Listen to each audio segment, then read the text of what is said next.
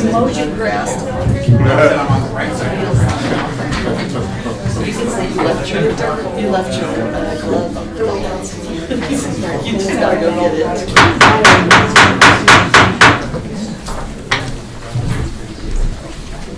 The regular meeting of the City Council of the City of Trinidad, Colorado will be held on Tuesday, July 7, 2026 at 6:00 p.m. in City Council Chambers at City Hall, 135 North Anima Street, Trinidad, Colorado, 81082.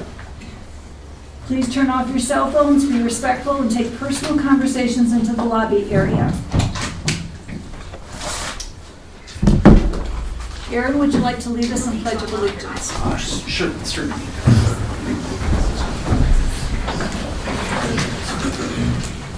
And if there's any heads in the room. I pledge allegiance to the flag of the United States of America and to the republic for which it stands, one nation, under God, indivisible, with liberty and justice for all. Kimberly, if you could please take roll call. Peters, Yes. Rossetti, Yes. Shu, Yes. Trahell, Here. Lenore, Yes, here. Williamson, Here. Michaels. Here. Good evening, everyone. The following items are on file for consideration of council. Item number 2, approval of the agenda. Are there any amendments or corrections, or I will entertain a motion to approve the agenda? I make a motion to approve the agenda as written. Second. Call? Peters, Yes. Rossetti, Yes. Shu, Yes. Trahell, Yes. Lenore, Yes. Williamson, Yes. Michaels. Yes. Item number 3, policy items and staff reports. Item 3A, Front Range Rail District presentation. Thank you, Madam Mayor. This evening, we have the Executive Director of the Front Range Passenger Rail District, Mr. Sal Pace, here to visit with Council.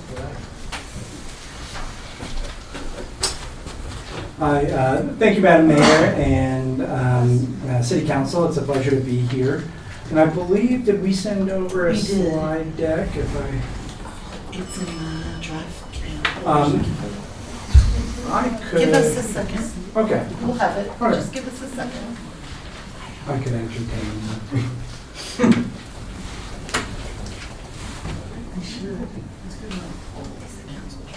I think everybody's excited about Coco.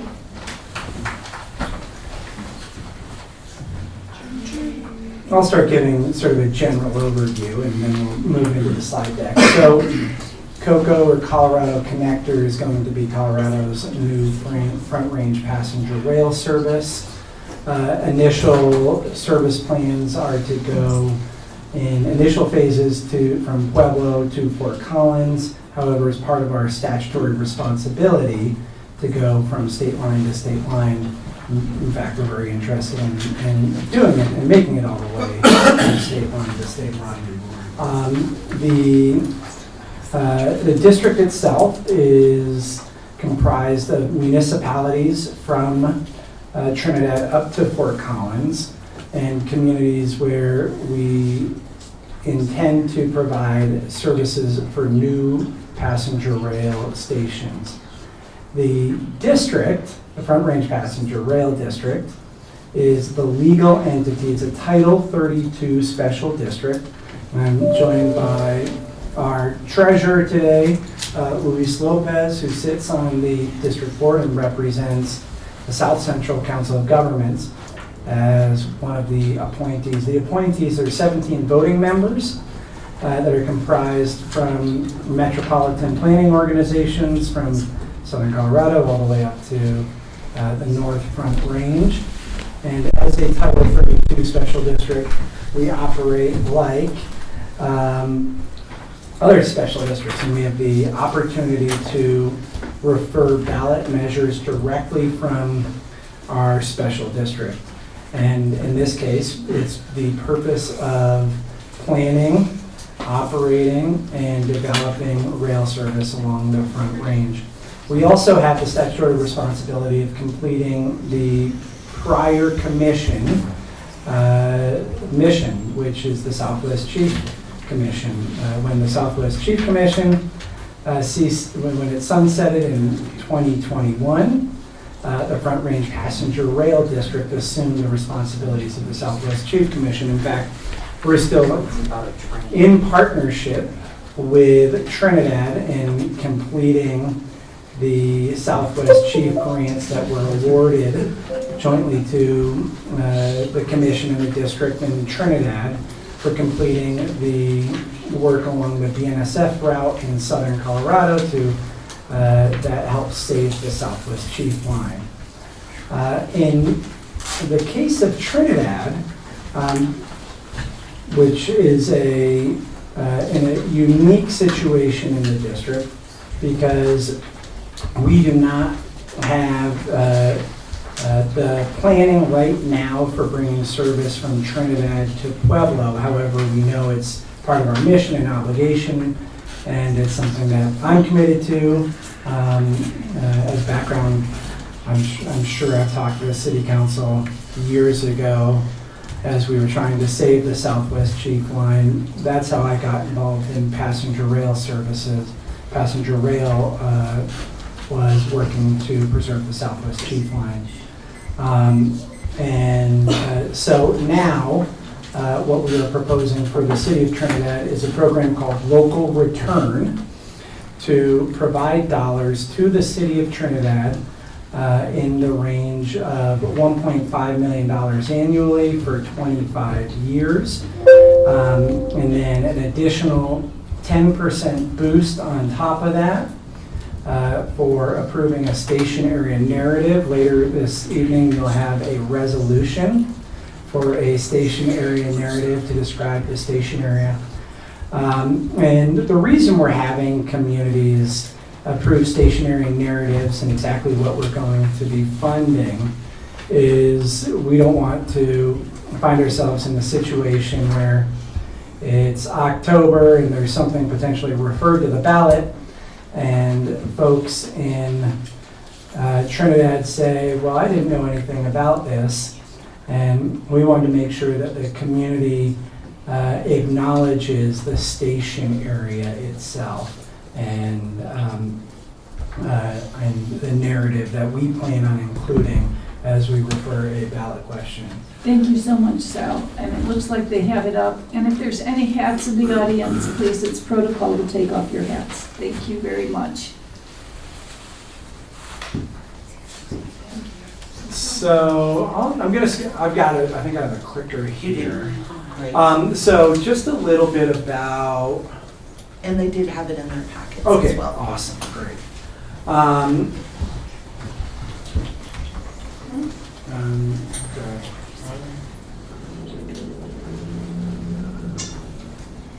Trying to control this here.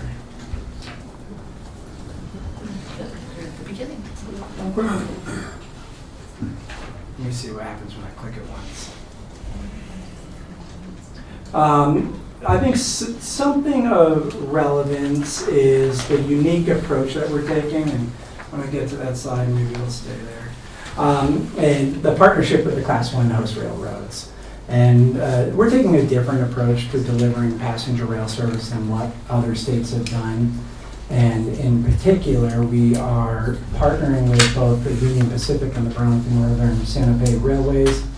And as opposed to what you may have read about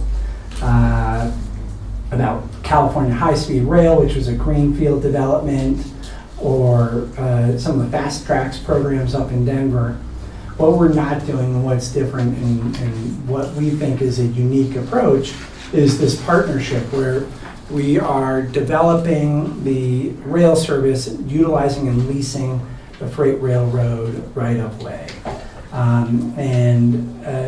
States have the ability to use their rights under the Surface Transportation Act in order to assert the ability to use freight tracks. It's a confrontational process with the host railroads.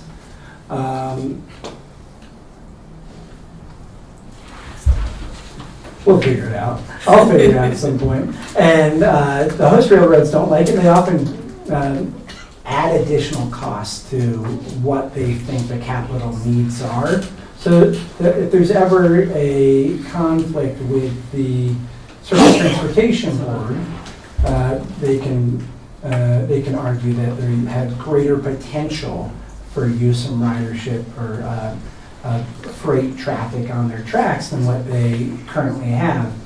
And going to a direct service model and contracting directly with the freight railroads, what that means is they aren't trying to add potential costs onto their overall budget and saying that we are falling short of meeting our obligations in the Surface Transportation Board.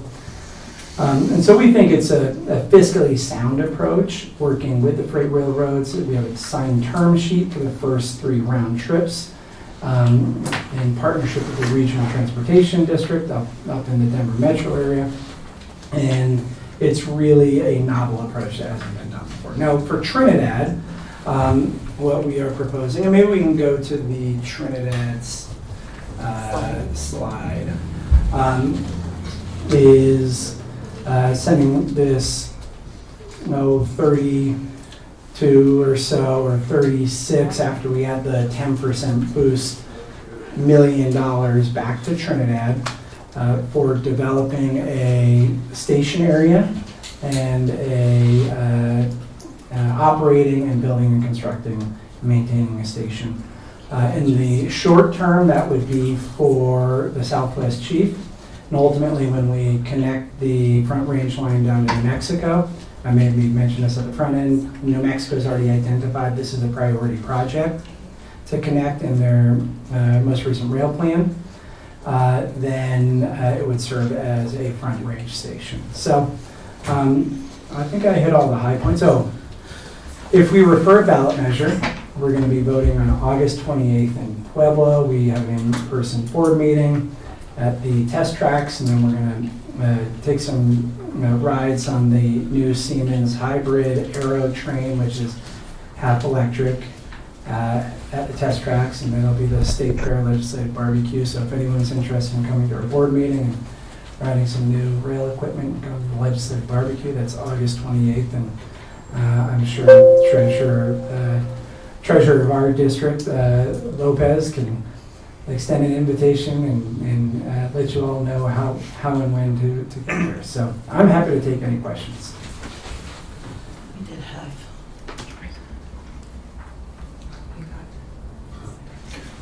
So let's go back to the picture of Trinidad. Okay. There we go.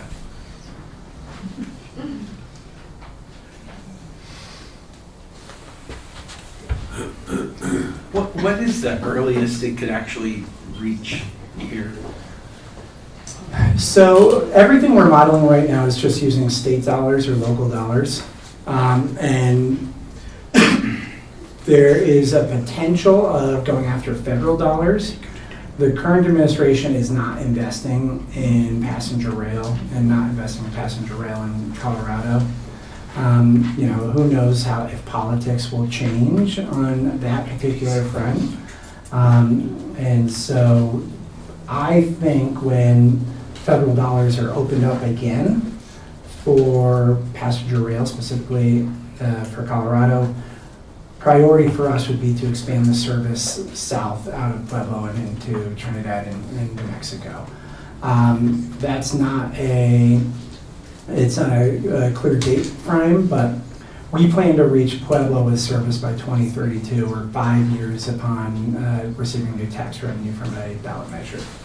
So in conceptualizing state line to state line, obviously someone's thought about this, but I mean, state line puts you at the top of Raton Pass. How would that look? Would that be trains further on connecting? And then is that something that's actually in communication now, or is that bridges that would yet to be built? Yeah, well, actually, New Mexico has an appointee, a governor appointee onto our district board.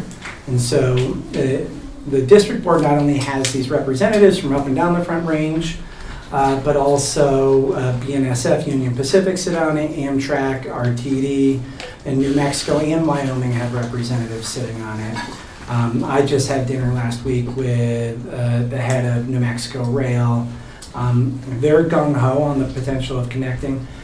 When you hit Trinidad and you go south, there is not freight traffic going over Raton Pass. The freight industry doesn't use it anymore.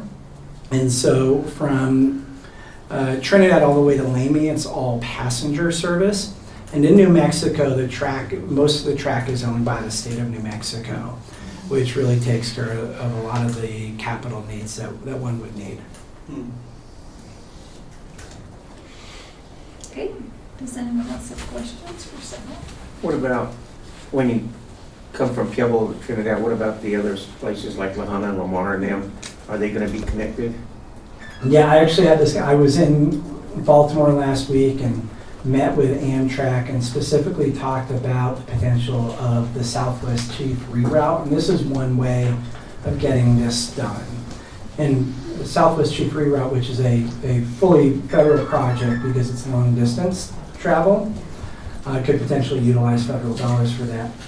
And that's one way to connect Pueblo to Trinidad. So the Southwest Chief, as you know, goes from Chicago and western Kansas. In western Kansas, it hits Lamar, La Junta, and takes a left-hand turn through Pinyon Canyon down to Trinidad, and then due south to Albuquerque and then Los Angeles.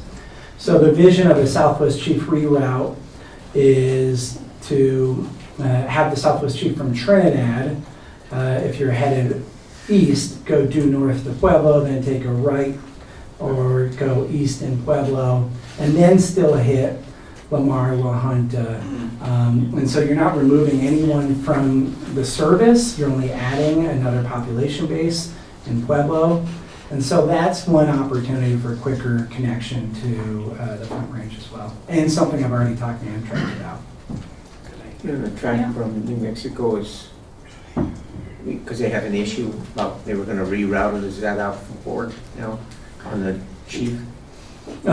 So in 2013, the Amtrak and BNSF were talking about discontinuing the Southwest Chief line. And that's how I got involved in passenger rail. Actually, one of the people I went to, we were trying to raise money to go after grants to try to save the chief. And Trinidad, at that time I was a Pueblo County Commissioner for background. And chief didn't even come into Pueblo. I came to the city of Trinidad. At that time, I think Trinidad put in about $10,000. Lamar, La Junta, all these little towns each put in a couple of K. And we were short for a local match. And on the last day, I asked Jay Chimino, and he put in $75,000 towards that grant. We ended up winning 3 consecutive grants, the first project ever in the history of the old Chrissy project, or the old Tiger project, to win 3 consecutive grants. And so we secured the $200 million to save the Southwest Chief line. And I'm honored that in 2016, Amtrak gave me and a couple other folks a national award for that. So Southwest Chief is safe and secure. And Trinidad is managing, actually wrapping up one of the grants for that project. It's really serving as a financial pass-through to do the work right now. Anyone else have any questions for? Hi, sir. Congratulations on passing your ballot measure. But I do have some questions on the ballot verbiage that had been passed. So my curiosity is, what we're doing now is for the station. This is what we're looking at, right? Not the districts. So the districts, those are a different ballot measure? Yeah, well, to be clear, we have not referred a ballot measure yet. We're looking to refer it on August 28th. It would sit on the November 5th ballot. Okay. And then Trinidad would be one of about 30 municipalities up and down the Front Range that are in the district. For the sake of Trinidad, what the district is committing to is the $35-some-odd million for the station, to develop a station here. And I can tell you that it's a lot more than the residents of Trinidad would be paying, and the tax rate is at 0.333 that we're contemplating. Okay, so my other question was, and this comes from and sit on the TPR board. So just curiosity of what we're trying to figure out. So being that in there, that was Starkville, that was something I'm sure you're well aware. So there would be a station not even 5 miles away from us if they're part of the district. So is that a thing that we're looking to work at? And we did leave off where Fano was left off. Yeah. Well, I've been doing this up and down the Front Range, so I've been in places like Broomfield and Westminster and Fort Collins. And I like to tell the story about where Fano. When the legislature redrew district boundaries this last legislative session, and they removed Werfeno and Walsenburg from the district. It created a provision for community to be added back in. And the way we determine district boundaries is where we would be providing money to build a new station, and communities that are within, where at least 40% of that community is within 5 miles of that community. And so that's how Starkville was included in the district. Now, Trinidad itself would be a home of one of the new stations. We did not include Walsenburg or Werfeno County in the new district boundaries because they're not going to be receiving train service in the near term. Now, if we work on this Southwest Chief reroute, it obviously go through Walsenburg, and we go through the process of re-adding Walsenburg and Werfeno. I actually was I've had a couple meetings with the Werfeno County Commissioners, and I was really impressed with their global vision. And what I heard was, hey, we would have liked to have remained in, even if it means we'll get the train later on down the line. There will be an opportunity in the future when we work on the Southwest Chief reroute, or when we go after federal grants to extend the north-south line from Pueblo all the way down to Trinidad and into Mexico, and to re-add Walsenburg into the district. Okay. Well, thank you for, you kind of clarifies for me, and I appreciate it, and I wish I could have asked you at your meeting tonight, but obviously we're going to be in our meeting tonight. So that's why I took the opportunity, and I'm grateful that you came to present to us, and thank you for the work that you guys are doing. Thank you, former Commissioner Lopez, for everything that you do for us. Still working at it. Still working. Appreciate you, sir. Thank you so much. Yeah, originally when this started out, this was going to be paid by taxpayers. Is it still going to be paid by taxpayers, and how much of a rate on taxes is that going to be? Yeah, so it depends on which part of the project and what part we're exactly talking about. So the first starter service is not going to be paid by taxpayers in locally here in Los Angeles. That's mostly going to be paid for by residents up in the Denver metro area, and without a new tax increase. And so that's the only reason why we're starting up there, is we had an entity, in this case RTD, willing to put in $150 million to get the project off the ground. What we're talking about for providing the service in Trinidad and the station here, that would be a tax increase that we are looking to refer. We're not asking your city council to take a position on the tax or to publicly support the tax at this point. What we're asking is just to sign off on the stationary narrative that's been developed. If the tax doesn't pass, it's just a statement about the stationary narrative, and it could be used for other purposes, for future planning purposes. But this is the stationary that we see as the alignment for service in Trinidad. And it's a much more, in some cases, places like Littleton, Westminster, Broomfield, Fort Collins, these have been much more robust, or at some points controversial conversations, because we're building a new stop from scratch. In the case of Trinidad, there's already a stop here.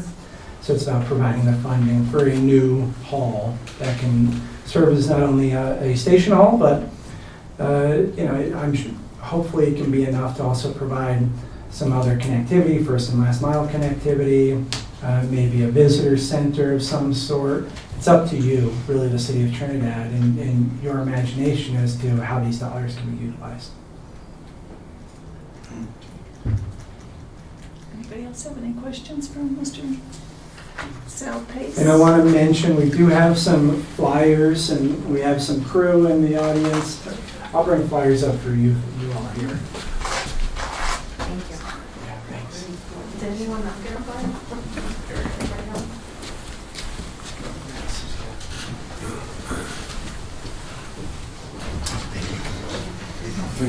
Yeah, thank you, guys. Thank you all for your time. It's really a pleasure to be here. Thank you so much, Sal, and thank you, Luis, and thank you for everybody working always on Southern Colorado. I mean, over and over again, you guys just do amazing. Thank you, Sal. Yep, we're all going to rise or sink together. And Yep, that's exactly the way it is. We've got a lot of great partners in town now. Okay. Item number 3B, water restrictions staff report. Thank you, Madam Mayor. We have two staff members that will be presenting tonight. The first is our water supply manager, Mr. Gil Ramirez, and then also our water director, Mr. Montiel. Welcome, gentlemen. Good evening, Mayor, Council. Good evening. Gil Ramirez will start it off explaining why we're in water restrictions, first of all. And then if you have any questions for us after to answer some questions. Thank you. Sure. We had a meeting, I'm not asking.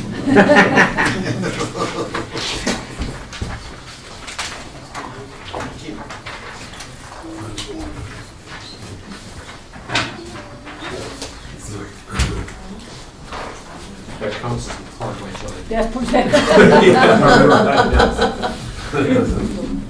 So Gil will start off by explaining why we're here, why we're in water restrictions, and our concerns with our water rights and the drought that we're currently in.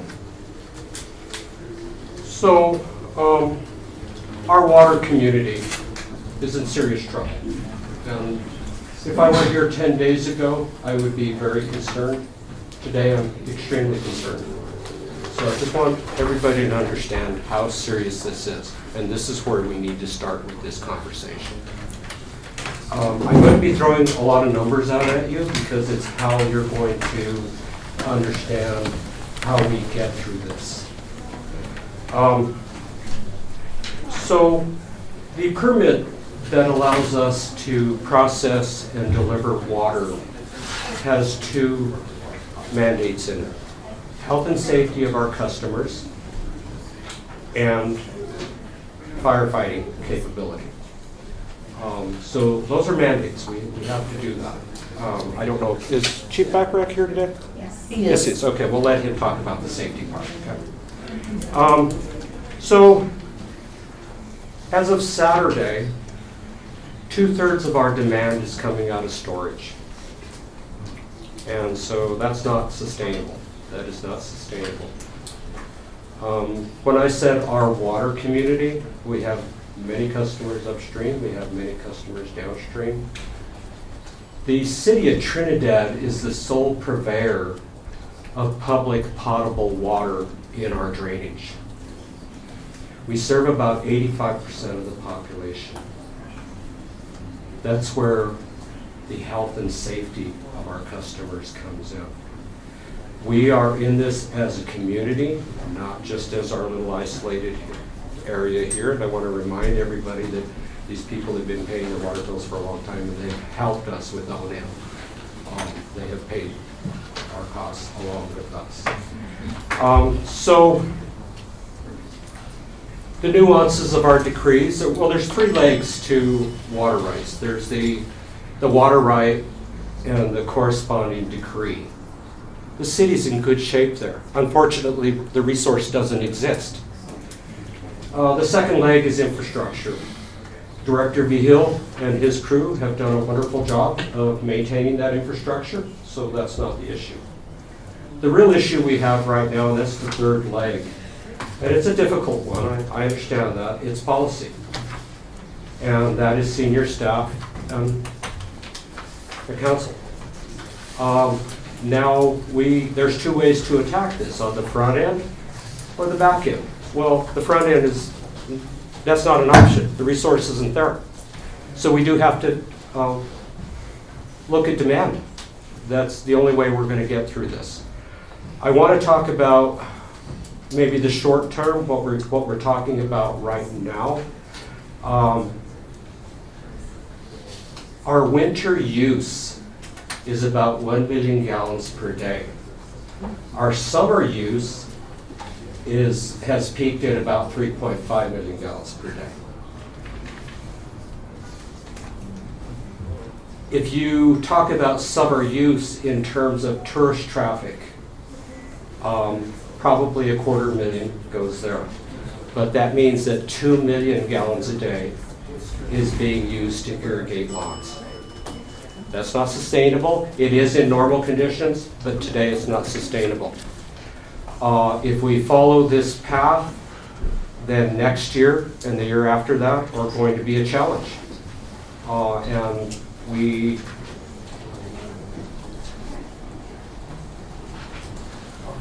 also need to think about, and this is more policy, but it's my thoughts. It's more my thoughts. We also need to protect our economy. And there is not a job in this valley that isn't somehow supported by the city's ability to deliver potable water. I do not believe that we should jeopardize employment for the sake of a law. That's just my opinion. Okay? In better times, it would not be a problem, but it is right now, and we have to deal with this problem. I'm going to throw another number out at you. Gallons per capita per day. Everybody understands what that is?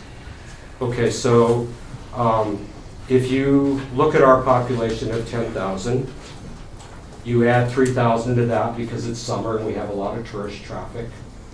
Based on that 3.25 million per day, that's 250 gallons per capita per day. The state average is 180. The low is 70. And as far as I can determine, of course my research isn't complete, Trinidad is the high. So, there's a lot of room for improvement. There really is. We have decrees that have allowed the city to exchange water from Trinidad Lake to North Lake, which I exercised for about a month. But as you all know, the river has gone dry. For an exchange decree to work, we have to have a live river. That called that out. The river is so dry right now that we are down to the #1 water right. That's not interruptible. That belongs to the city. The #1 water right is 1.59 cubic feet per second. That equates to 1 million gallons per day, our winter flow. So there are ways that we can get back in balance. I believe the conditions on the river are going to improve. We were in the unfortunate situation where we were injuring ourselves.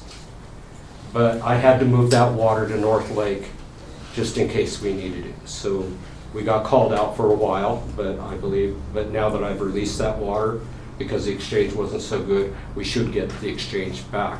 But we're not going to be able to get all of the exchange back that I was initially using because I have to keep the river live to use the exchange.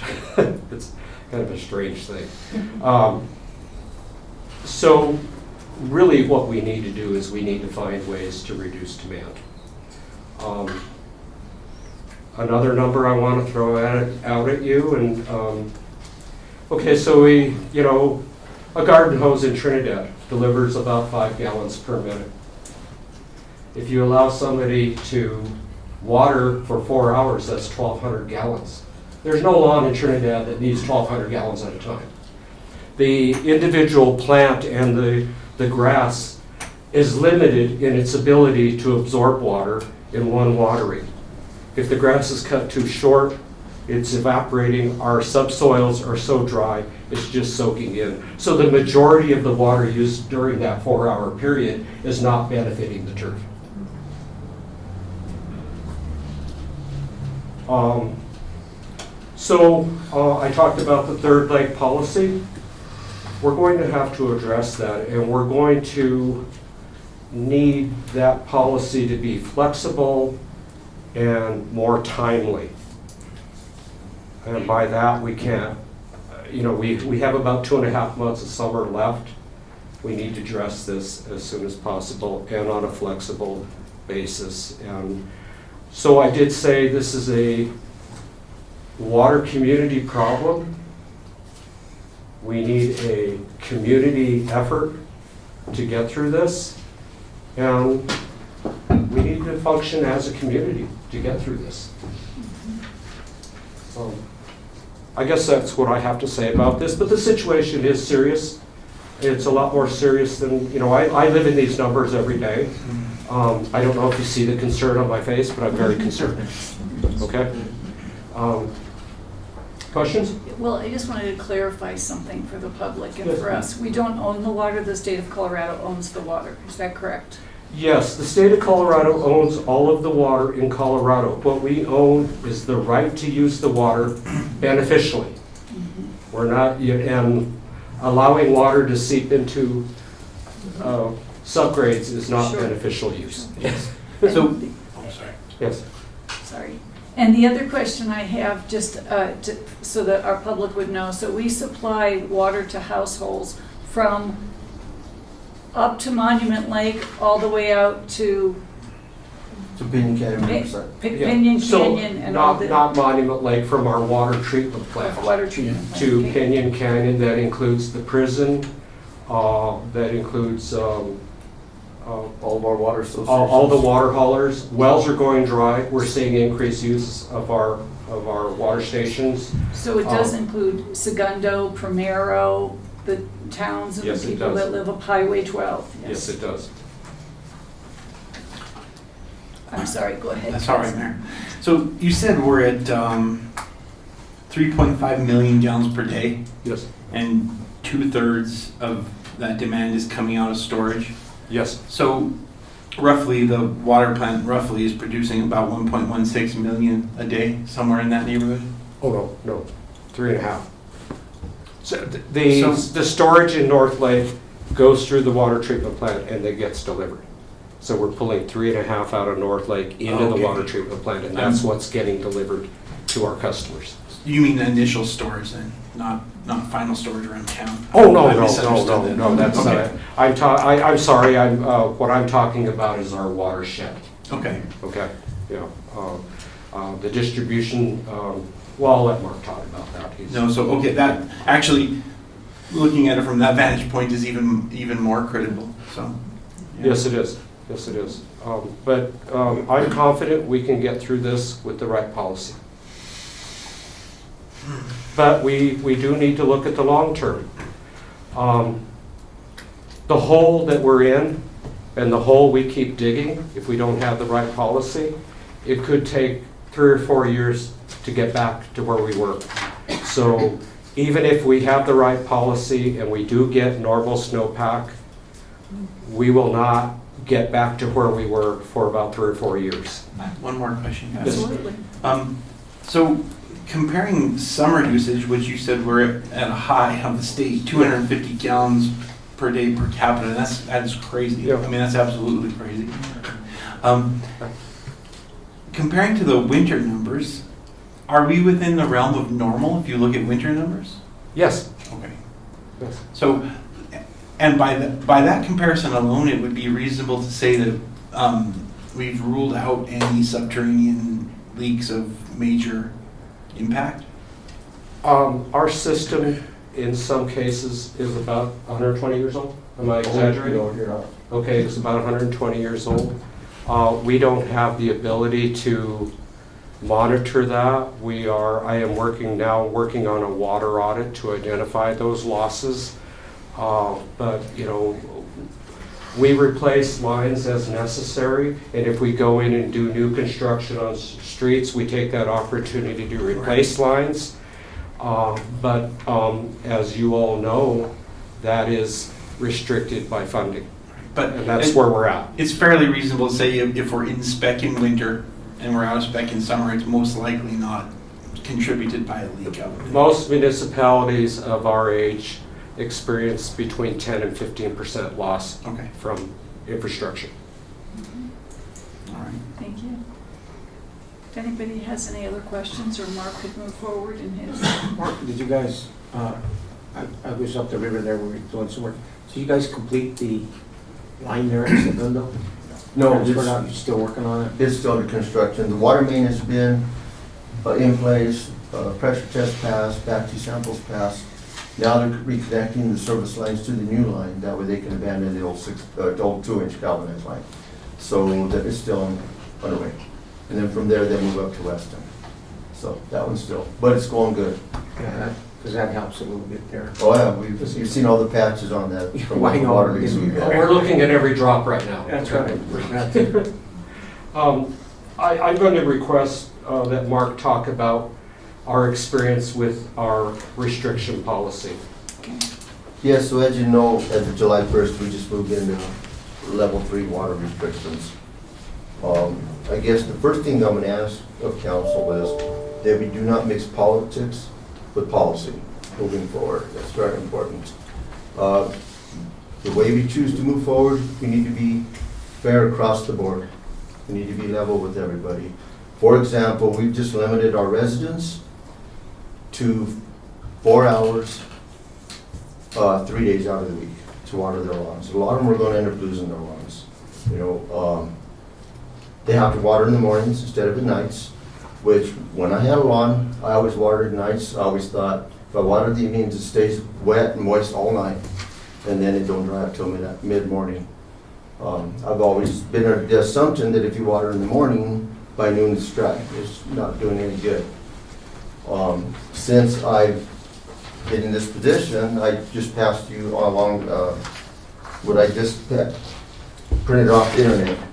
Early morning, 5 a.m. to 10 a.m. is generally the best time to water. It gives plants deep hydration to prepare for afternoon heat and allows foliage to dry, preventing fungal disease. Evening water is the second best option, but it requires care to keep the leaves dry. Morning watering. Watering early in the day is universally recommended by experts for several reasons. It prepares for heat. A morning soak hydrates the plant so it is better equipped to handle the stress of hot afternoon sun. It minimizes evaporation. Cooler temperatures and lower winds early in the day mean more water soaked directly in soil rather than evaporating into the air. It also deters disease. Sun and rising temperatures quickly dry any water that splashes onto the foliage, which discourages the growth of fungal spores, likely powdery mildew and bacteria. So I'm not an expert on watering, but that's what the experts say, which is probably one of the reasons that my prior superintendents, when they did the level 3 water restrictions, did the morning watering rather than the evenings. You know, I've always thought opposite of that, but that's what the experts say, and it's probably why we're doing it. The other thing is the reason I said we need to move equitably across the board. We have, like I said, residents are losing their lawns. They don't have time in the morning to get enough water. They're going to have losing their lawns. We have individuals that use high consumptions of water. I don't want to be accused of favoritism because of county commissioners calling council and again we lay down, and you know, we can't do this to them. We need to be level across the board to all of our customers in order for this to work. You know, otherwise you're going to get the backlash. Hey, you let them do it. You know, you can't. Our residents are going to get fined $300 and they're in violation when they're not allowed to water where we're allowing others to use excessive water. We just need to be consistent and fair with everybody. That's all I ask moving forward so we can get through this. But we'll get through this. Can I add to that just Yes, a little please. bit? We are in extraordinary times, and we have an extraordinary challenge in front of us. Mark is right there, but we're going to have to approach this with that in mind. It is extraordinary times, and the goal is to reduce demand any way we can. So when you consider policy, That is our number one goal.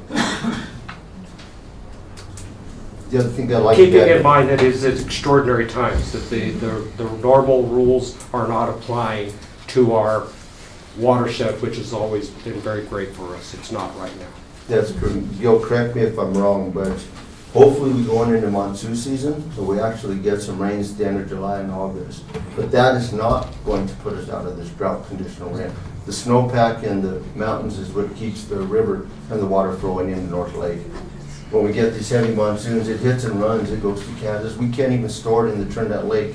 Any flooding that goes in the Trinidad Lake, we have to release to John Martin in Kansas, so we can't even hold that. So it's the snowpack and the winter that's going to pull us out of these conditions. The monsoons aren't. There's one exception to that. The city of Trinidad can store direct flow rights or storage rights. So the city of Trinidad can, if the conditions are right, store in Trinidad Lake in the summer season. We can store it, but if the water's not in the mountains to go into North Lake, the resources are not there, won't do us any good. I want to expand on what he talked about there. There are 5 reservoirs that are available to the city of Trinidad. There's our water in Trinidad Lake, there's our water in Monument Lake, there's our water in North Lake, there's the snowpack you see up there, but the big reservoir is the water that's being stored in the mountain itself and is daylighting out. That's what we're living on now. We're living on the big one. Yeah. So, you know, when you say you have the monsoons and that water flows down, goes to the river, keeps on going, doesn't that water also go straight to North Lake? Yes, it does. The city of Trinidad is very fortunate. We have the number 1 water right. We have the number 3, the number 4, the number 5, the number 6, the number 9, and the number 13. The water rights. What I'm trying to say here is, we can look at that river and yes, it's dry, but that's not our water source. Right now, there is water available for diversion into North Lake. If the decrees and the water rights were working in our favor, but it's not, it's that water. Right, I understand, but if the monsoons come, North Lake fills up. Yes, that's true, and I, as a water supply manager, I can't operate on hope and if. Exactly. I have to Nobody prepare. can say. I have to prepare the city for the worst case scenario. Right. Go ahead. I'll go. Oh, good. Councilman Chu? No, I'm done. Councilman Trejo? Okay, so, I'm just curious, because I know we put in all the digital meters in, right? We got pretty much, I think we're almost at, or is it almost 100% or? Pretty close, we're pretty close. Pretty close. So, did that possibly come with that came with a new software, I'm assuming, right? So I know it's staff time and we are limited on staff, because everyone is. But is there a way for us to set alerts on high usage? We know who the high users are. Okay, so we know, so since we do know who the high usage is, then of course, but maybe we want to look a little bit deeper into it to say, are we over consuming in that? So making sure not just charging, but actually finding, because there was a reason we did get those digital, so we can just make sure that we're looking at it. Because I know there's sometimes, I know we did it for leak detection, I think is what it was. It lets us know if there's continuous flow, and we get the alerts, and we'll go find out if they have leaks on their system. It's been very helpful in those situations. Okay, so, and then it's just, and pretty much like I said, with this whole, sorry, my brain's a little scattered, there's too many thoughts at one time. Because it's all about conservation. So, and I get with the presentation and everything that we're going on this is, we're in dire need right now to conserve. And I do believe some of our citizens have gone out there. It's not just going through and leaving a hose out there we have some that are possibly greedy and just wanting to water their lawns forever. But we do have people out there that I do want to commend that I've seen that have gone to zero scaping, they've reduced their consumption. And I think those are examples that we need to go by, and I think that's something that we can possibly encourage. And looking forward, hopefully, I believe we should be having some type of work session. We are. Okay, to go through and discuss this openly on what options we possibly could come up with as a team, to see what we could do to conserve a little bit more. Gil, your report comes from up there, which is also, so there's a lot of water being consumed before it even hits here. Yes, Okay, so we're also looking at those areas up there as well? as well as out east. Okay. Yeah, Pony, El Moro, the Army, the prison. Yes. Okay. So as a city, I believe that we should be setting the example on where we need to be on protecting our one true resource that we have. So, thank you guys for all the hard work that you do. Bill, I know you're in the heat all the time up there. And so I just appreciate all the work that goes into it. And Mark, I don't think we can thank you enough for monitoring and looking at every aspect of keeping the one true resource we need to sustain life. We need to survive. Thank you. There's no I substitute. did want to, you mentioned turf, and Councilor Trujillo, you mentioned turf. I sit on the Arkansas Basin Roundtable. I represent the city. I'm, as that board member, I'm in contact with the Colorado Water Conservation Board. They do have a substantial grant program right now for turf replacement, replacing turf that is not suitable for our climate with turf that is suitable for our climate. Oh, wow. Okay, so Nice. that's something we Nice. probably should look at. Yes, Mayor, before we finish the policy item, I definitely want to touch on one additional item that I put in the council communication, and that is, we've often had times when we've had high fire danger and plentiful water. And we've had times where our water was restricted, but we haven't had the drought that we're in now. So we have two issues confluencing right now: extreme drought and high fire danger, with also our water restrictions in place. So between the two gentlemen with our water department and fire chief, I just wondered if we could touch on what those requirements are that we have as it comes to public safety. Chief? Chief Bacharach? Thank you, Ms. Marshall. Mayor, council members, touching on that part, I was looking up how much water we need to hold for fire suppression, and the general rule is 8,000 gallons a minute over 4 hours, so it's roughly about 2 million gallons we need to store just for me to do my job. So the less fires we have will be better. Touching back on the WUI codes that we just passed, people can start doing mitigation and we're able to catch those fires a little sooner. We're going to be using less water. I wouldn't even want to guess how many gallons a minute they're using on that fire in Beulah right now. That thing, I think, is 96,000 acres. Yeah. So people really need to be cautious about what they're doing out there because we use water to do our job. Yes. Have any other questions? I can, No, thanks, Chief. okay. Thank you. Yeah, thank you. Thank you, and then to wrap it up, the mayor next Monday will be bringing a work session item for water to talk about several different things. One, we need to look at the financial impact to the enterprise with the reduction of water use.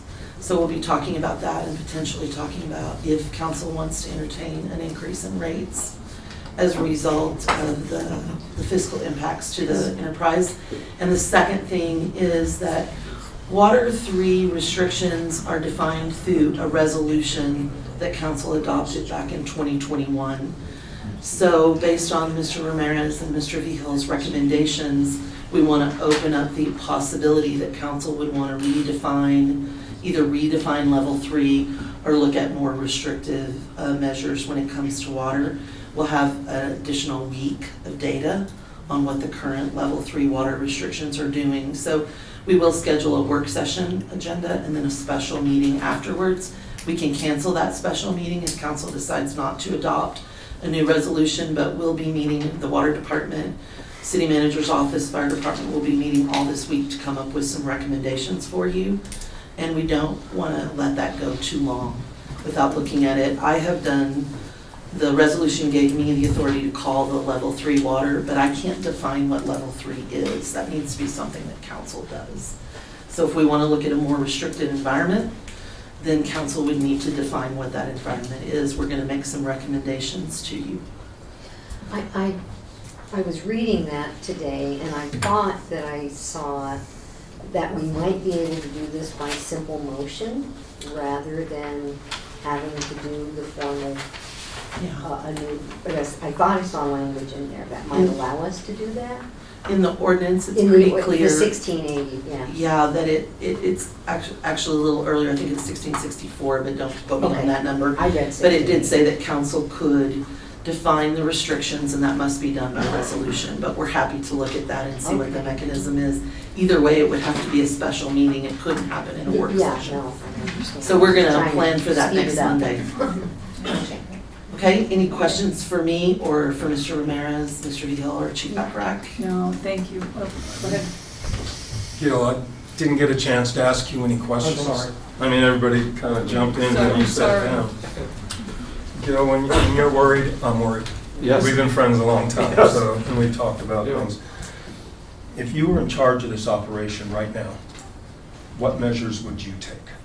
I mean, you're an expert. I mean, this is what I'm asking. So, the problem is on the demand side. Right. That is a tough thing, because you're talking about individuals. From a policy point of view, I talked about turf and 1,200 gallons on a lawn at one time, which is, the turf doesn't benefit from that. I believe you can water your lawn in 2 hours. When a turf takes up water, it utilizes that water for about 2.5, 3 days. And then it needs more water depending on what kind of turf you have. So I think our best approach right now is to go from 4 hours to 2 hours, monitor our savings, and maybe go a little further if we need to. There are individual things that can happen. Maybe you can put a little bit less shampoo on your hair so you don't need 20 gallons to rinse it out.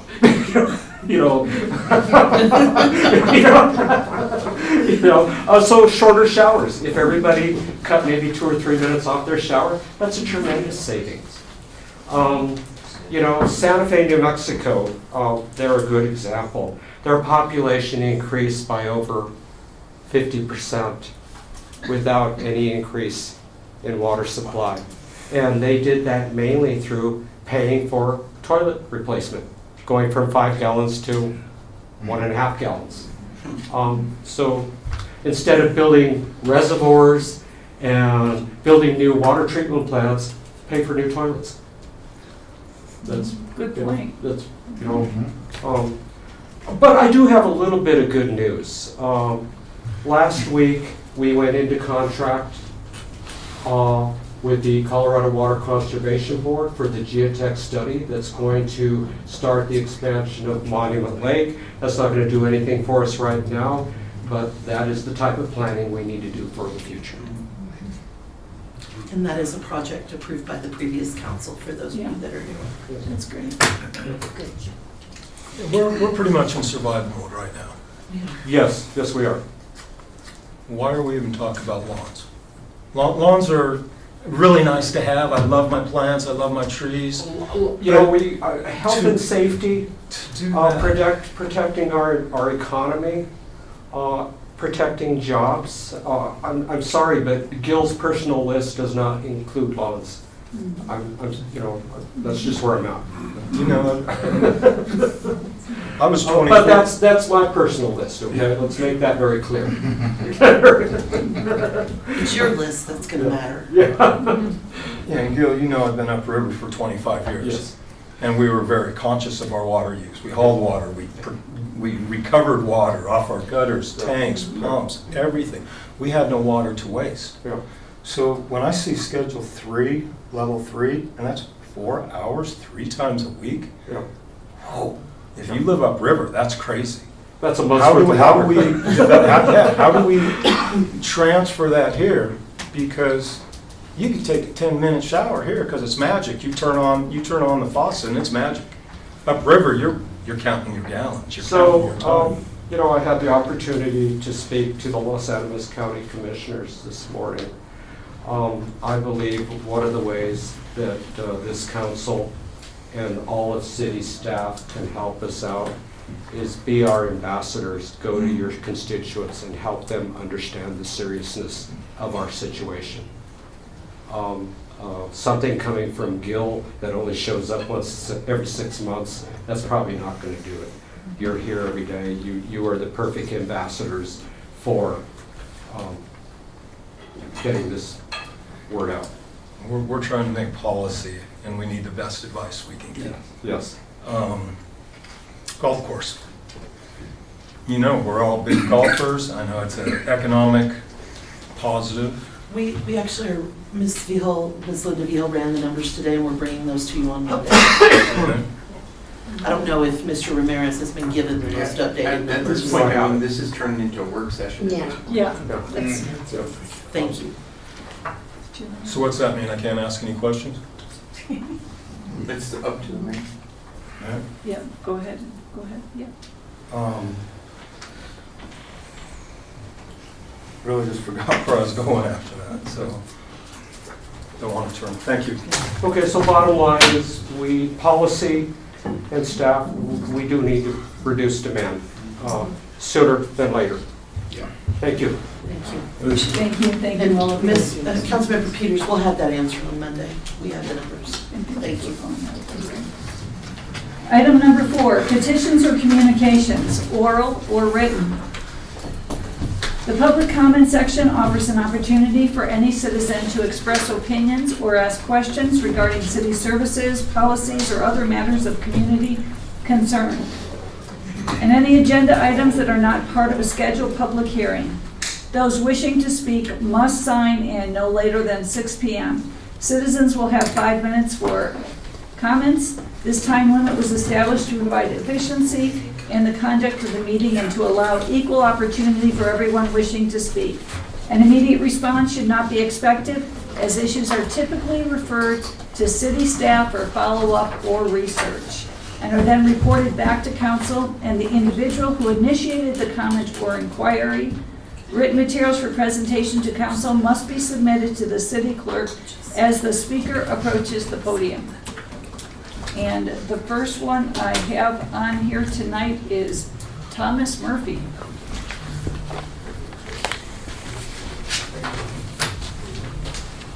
Good evening, Mayor, Council, and staff. It's a rough topic to follow. A little depressing, brought us all down a bit. For those behind me that don't know me, my name's Tom Murphy. I'm the owner of Malloy Murphy Funeral Trinidad Times TV, and hopefully maybe, on my topics, I have a couple things I want to talk about, can put maybe a little bit of a smile on everybody's face. I want to thank the city and staff for what they did with the Santa Fe Trails. I've been here since the early 1980s, and I've seen every version through the years, and there's been some really good ones, and there's been some really sad ones. One in the 90s, I think we had over at Kit Carson Park, and there was just a handful of booths, and it walked over there for 10 minutes, and it was just sad. And this is encouraging. I saw you and I and other people in this community have attended meetings for decades talking about what can we do economically to boost things in Trinidad. Of course, we had marijuana, there's been coal mining, numerous industries, golf tourism. And the one thing that keeps coming up that I recall in being at all these meetings was festivals. And it's an easy thing to do in small communities. It's been repeated over and over and over again. And I think that having been a part of, I'll give the example of the Blues Fest. I've never missed a Blues Fest. It started down by my house, and I started dating Paul at that time, and she's now on the board. And I know how hard it is to put that on. I know what Jerry does, Jerry Campbell, to do that event. And some people think, oh, just throw it together, do this, whatever. It's a lot of work. And so the fact that the city picked up the ball and ran with it is huge, because burnout is a really big problem with volunteers. And Paul was in charge of getting the volunteers for the Blues Fest for a while, and it was tough. So getting the city involved in helping drive us economically was a big thing. And so thank you for that, everybody that worked so hard as there for a couple days, and it was fantastic. Second topic is Happy Birthday America, 250 years, and the state of Colorado and the city of Trinidad. But I'm gonna pat myself in the back a little bit because I want to tell you something that you don't know. It's 140 years of the Chappelle House, that big building next to the post office. Delos Allen Chappelle was a pioneer in Trinidad, and I'm gonna start doing some history lessons on him because a lot of people don't know. He's probably bigger than Bloom and Baca. Just example, he was in banking, he was in the cattle business, he was in construction. In fact, the story that we were told, and I have the newspaper article, Ken Fletcher gave it to me, he bid on doing the stone for the Capitol. And then magically, nothing happened from that. He actually bid on the state capitol in New Mexico too. The story is that the house was built back in 1886 to pay him off to keep him out of Denver. Eventually, Chappelle went to Denver, and I met one of his family members that stopped by. They were a part of Winter Park, Red Rocks, and everything else. So their family was very influential in the state of Colorado. And he also sold the waterworks. The building across from McDonald's was built by Chappelle. And there's articles of people in Trinidad complaining about water, that they had to pay too much. And eventually he sold it to Trinidad. So water's always an issue everywhere, but Chappelle did sell it. And so it's also the 125th year of Malloy Murphy Funeral Home. It wasn't this name, but I have all the articles that show that we can trace our lineage back to 1901. That's 125 years this year of continuous funeral service. 45 years ago, my family purchased the funeral home. I've been here since 1982. And in 1996, my hair used to be brown, but back in 1996, I built the chapel that added on to the funeral home. Tom, 1 minute, I'm sorry. I know, I'm sorry, this is racing. great, okay, go ahead. But anyway, there was nothing going on downtown until Joey and Clayton started doing bricks. And then Lonnie and Vivica came. And then, with the marijuana, we had more things happening. So I'm just here to say thank you to the city. Congratulations for all these birthdays. And I just felt really proud when I realized that it's 140 years, 125 years, 45 years, 30 years of construction of the chapel. And so time just keeps marching on. And so I don't know what's going on behind me with all the people that signed up. Hopefully this, put a little smile on everybody's face because the water situation is depressing. And did I hit my mark? You did, you're good. All right, thank you Thank guys. you. Thank you, Thomas, thanks for all Thank you, you do. Tom. Number 2, Vic Myers. Good evening. I'm Vic Myers. Thank you for hearing me. My first job out of college, I needed a security clearance, and I had to take an oath. When I worked for the Department of Corrections, I had to take an oath. When I was on the school board, I had to take an oath. And when I was in the 101st Airborne Division, Air Assault, I had to take an oath. You all, as city council members, took an oath. Now, all these oaths were different, but they all had at least one thing in common. They all included a promise to support the Constitution. The Fourth Amendment of the Constitution reads in part, "The right of the people to be secure in their persons, houses, papers, and effects against unreasonable searches and seizures shall not be violated." There's a growing number of constitutional scholars arguing that private surveillance companies are in violation of the Fourth Amendment. Their arguments gain more power when governments contract with them because they arguably become agents of the government. That brings us to automated license plate reader cameras, commonly referred to as flock cameras, but there are other companies besides Flock that use them. Quite the euphemistic description. They don't simply take a snapshot of your license plate. They also record the year, make, model, and color of your vehicle, along with any dents, stickers, and more. That Trinidad Miners decal on your car just became a part of your digital footprint. They tie it all to your license plate. Then they track your movement. As more and more of these cameras are allowed to be installed on government property, it becomes more and more impossible for a citizen to move without being tracked. And it gets worse. The surveillance ecosystem is expanding. There's now a system called Signal Trace, developed by a company called Leonardo DRS. Signal Trace works in conjunction with the license plate readers. It collects Bluetooth, Wi-Fi, RFID, and other wireless signals in your car. Your smartwatch, cell phone, Sirius XM, low jack, every signal coming from your vehicle is being surveilled. And what do these companies do with this data? They sell contracts to federal, state, and local law enforcement agencies to give them access to the data. Our tax dollars are funneled to private corporations to shred our Fourth Amendment rights. There are those who claim that these cameras are important law enforcement tools, yet there are only a couple of studies, academic studies, to investigate this claim. The companies behind the cameras make grand claims of their effectiveness in solving crimes, but the data doesn't support their claims. I couldn't find any evidence of crime solved that couldn't or wouldn't be solved without the use of these cameras. I was able to find far more evidence of the data these cameras collect being abused. One of the many examples is the woman in Denver who was issued a summons for stealing a package off of a porch. The AI used Ring camera footage and flock cameras to determine that she was the thief. The cop issued the summons without investigating. The woman on the Ring camera didn't use the car. The license plate number on the car was one digit off from that of the accused woman's car. The cop didn't investigate. He just went with what Flock told him. The accused was guilty until proven innocent and had to expend her own time and money to prove her innocence. The same cop was found to have run over 30,000 data searches over the last few years, and only 29 of them, 29 out of 30,000, could be linked to actual cases. 1 minute, sir. There are scores of cities across America recognizing the moral and constitutional problems with these private surveillance companies.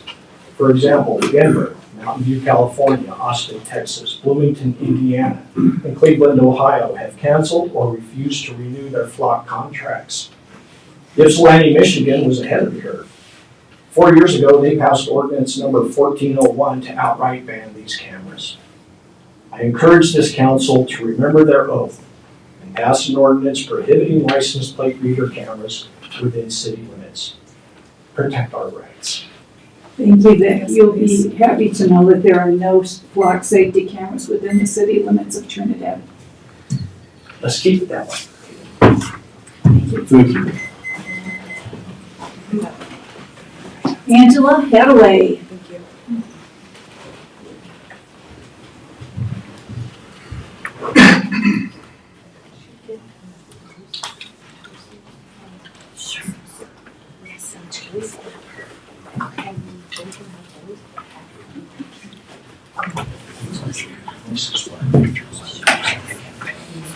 Good evening, Angela. We just about got an Angela and hit it around. Well, why don't you please save the things you're getting so we can have the records. You have that in the record. Are all the same, or are they? No, they're all different. Do we just take one? Oh, okay. So we received, No. in reference to She's a what you teacher. said, Yeah, no, that's right. Yeah. we received a piece of paper that says true or false on it. Thank you. Just give like some words at the end of this presentation, please. We're receiving beautiful pictures of natural nature I will things. explain it all. Angela's an educator. Have you shot it one time? No. Thank you. You bet. Thank you. Hello, my name is Angela Hadwick. I am not a public speaker, but I am a teacher, and you're about to get a lesson. Speak up. Thank you. Although I'm not a Trinidad native, I've chosen to make this community my home. And Mr. Murphy, water is another issue where I came from on the Mississippi River. We don't have droughts there, but we do have other water problems. As a teacher, my passion is education, and today I'd like to introduce you to some of Trinidad's smallest but most important residents. Pictures of a few of them are on your table. No two cards are alike. Mr. Peters, I'm going to tell you why we are going to talk about plants, not lawns and not turfs, but plants. On the table in front of you is a response card, like the ones I use in my classroom. You're welcome to participate by holding it up as I ask you 7 questions. But there's absolutely no obligation. I've provided you copies of the questions, along with the sources where you can verify the information. Tim has the answers. You get them after the class. Sorry, Mr. Williamson, not right now. Number 1, Colorado is home to more than 1,000 species of native bees. True or false? True. Scientists have documented about 1,006 native bee species in Colorado, making it one of the most bee diverse states in the U.S. Number 2, most native Colorado bees live in large colonies, like honeybees. Why do you have 3? It's very rare you get on the vote. Okay. I'm gonna use it. All right, I don't blame you. Around 70, that is false. Around 70 to 90% of native bee species are solitary, with each female building and caring for her own nest. Number 3, most Colorado native bees nest underground rather than in hives or in trees. I haven't seen any of your answers yet. Oh, true. About 70% of native bee species nest in the ground, digging tunnels in bare or sparsely vegetated soil. Number 4, native bees can pollinate certain flowers more efficiently than honeybees. Ooh. Ooh! I'm getting all correct answers. Mr. Downs, I haven't seen any answers. I didn't keep. Give me one of those. You have 100% record right now. I know. Oh, I probably will not have 100% when Mr. Downs starts. True. Many native bees are specialized pollinators and are more effective on certain crops than wildflower flowers or honeybees. Number 5. Planting only flowers that bloom in midsummer is enough to support native bees all year. False. Native bees emerge at different times. Healthy habitat should provide blooms from early spring through fall. You know, this is fun. I think she should get extra time. Yeah. 6. Bare patches of soil can actually benefit many Colorado native bees. True. Since many species nest underground, leaving some bare, undisturbed soil provides essential nesting habit. If you'd have paid attention to number 3, you'd have gotten that one right. Number 7, Colorado. This is your last one. Colorado's native bees come in many colors besides black and yellow. Look at your pictures. Look at your pictures. True. Native bees may be metallic green, blue, red, orange, gray, or even nearly black, depending on the species. One minute. Sorry. No. Yes. Okay. I support pollinators by planting a pollinator garden. I cannot water that garden right now on our restricted watering restrictions because I work. I'm a teacher.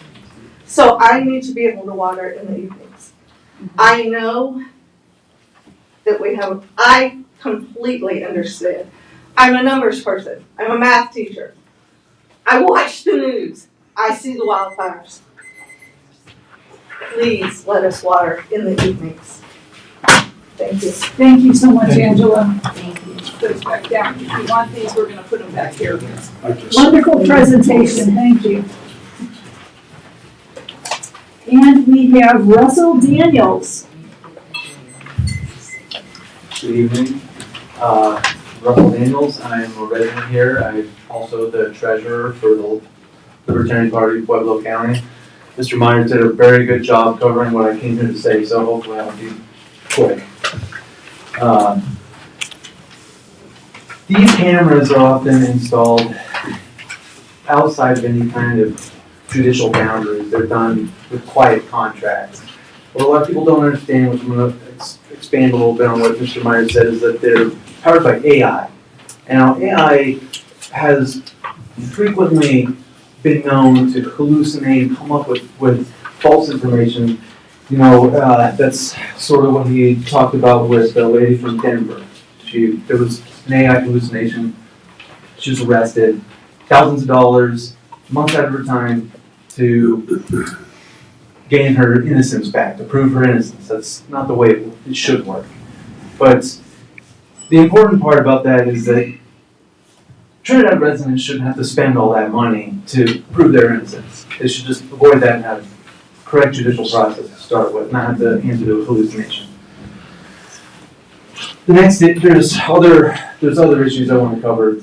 I'll go quickly. A lot of times these cameras are not installed in accordance to CDOT regulations. They would require breakaway poles, which, you know, there's like a base plate with bolts that come up into the pole, so if they're hit, they fall over. They don't like puncture a vehicle or whatever. A lot of these poles don't have that, and cause damage to the vehicles and the passengers inside of them.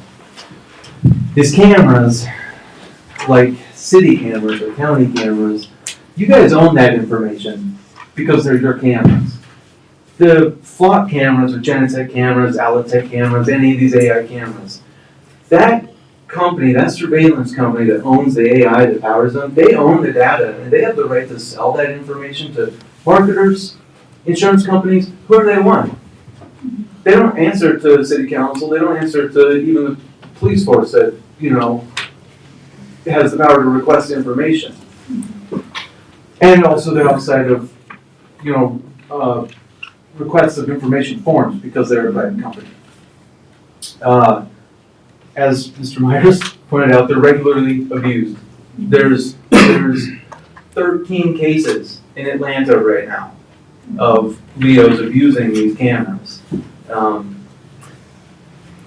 Without going into a smear campaign, Trinidad has had their problems with settling suits. We don't want that. Nobody wants that. We'd rather spend money improving our city like you guys have already with the Santa Fe Festival and there are other things. We'd rather spend money there, stuff like that.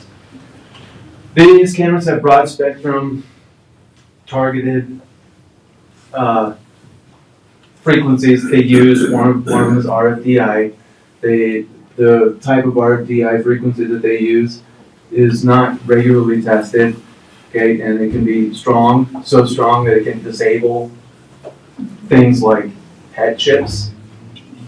You know, there's something that's directly affected the human, but that's still, you know, kind of shocking that they're that powerful. They can disable a pet monitoring chip.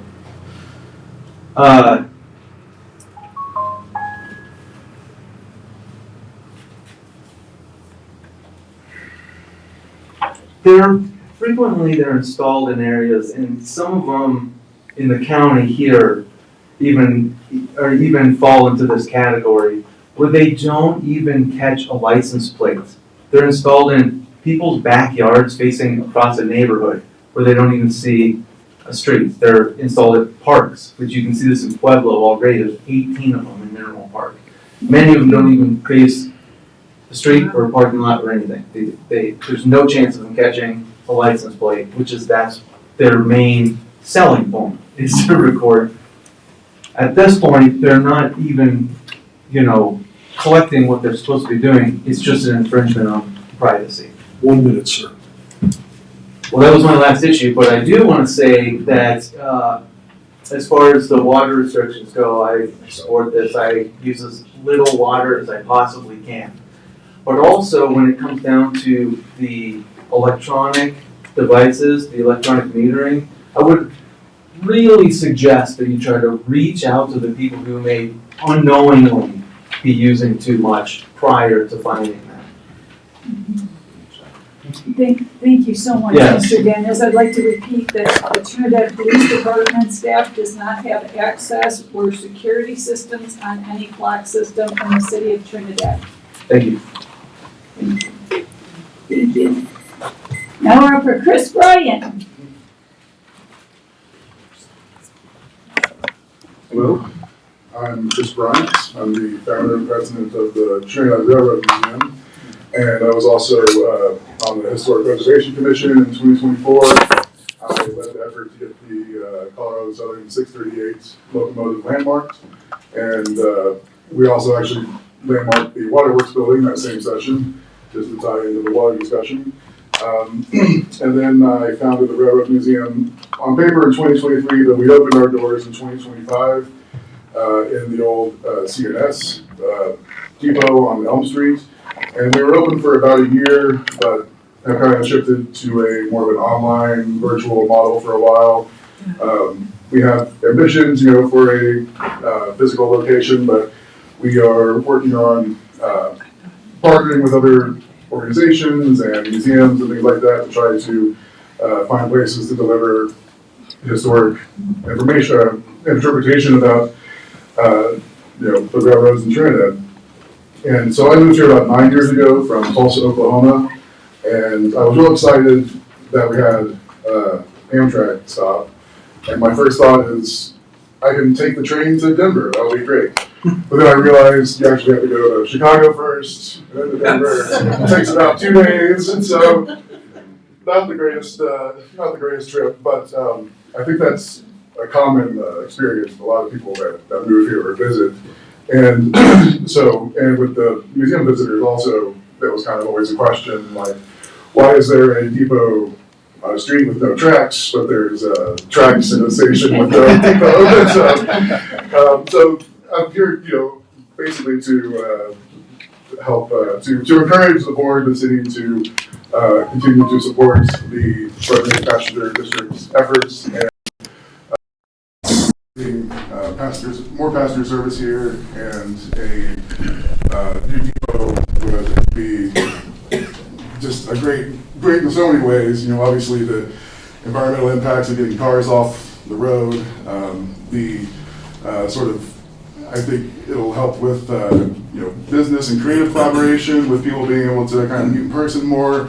It'll have a lot of great impacts, but one thing that we would like to become a partner in that and find ways to help deliver historic interpretation in the depot or with the rail line. And one thing I like to always tell visitors to the museum about or show them, there was a timetable from the Chronicle News in 1912. There were 17 passenger trains a day going through Trinidad, and that was day and night. That doesn't include the freight trains, the coal trains, the interurbans, so that was day and night, 2 in the morning, 4 in the afternoon, and there was actually a 24-hour diner on Commercial Street around that same time, which, seems unusual, but it would have been supported because, not only have all the passengers, but all the workers that work for the railroad, and so getting passenger service, more passenger service to Trinidad, getting a new depot would really kind of revive some of the city's historic character and really give people a reason to come here. There's a real upswing in interest in rail travel and historic rail preservation and experiences. So I just want to say that the museum wants to be involved. I personally would really like to see this go forward. So that's my main thing. I do want to mention also about the water issue. My first degree is in horticulture from Tulsa. I was also on the Urban Forestry Board here for a little while. I've never liked lawns. I did like that class. 1 minute. Okay, thank you. Sorry. No problem. But I just wanted to say that I would really like to see incentives for switching to a xeriscaped lawn or like the one Joan was thinking about, returfing to a more appropriate turf, I think that would be really great. That's all I have. Thank you, Mr. Barney. Thanks for all your work on the boards. Next up, Skylar Hill.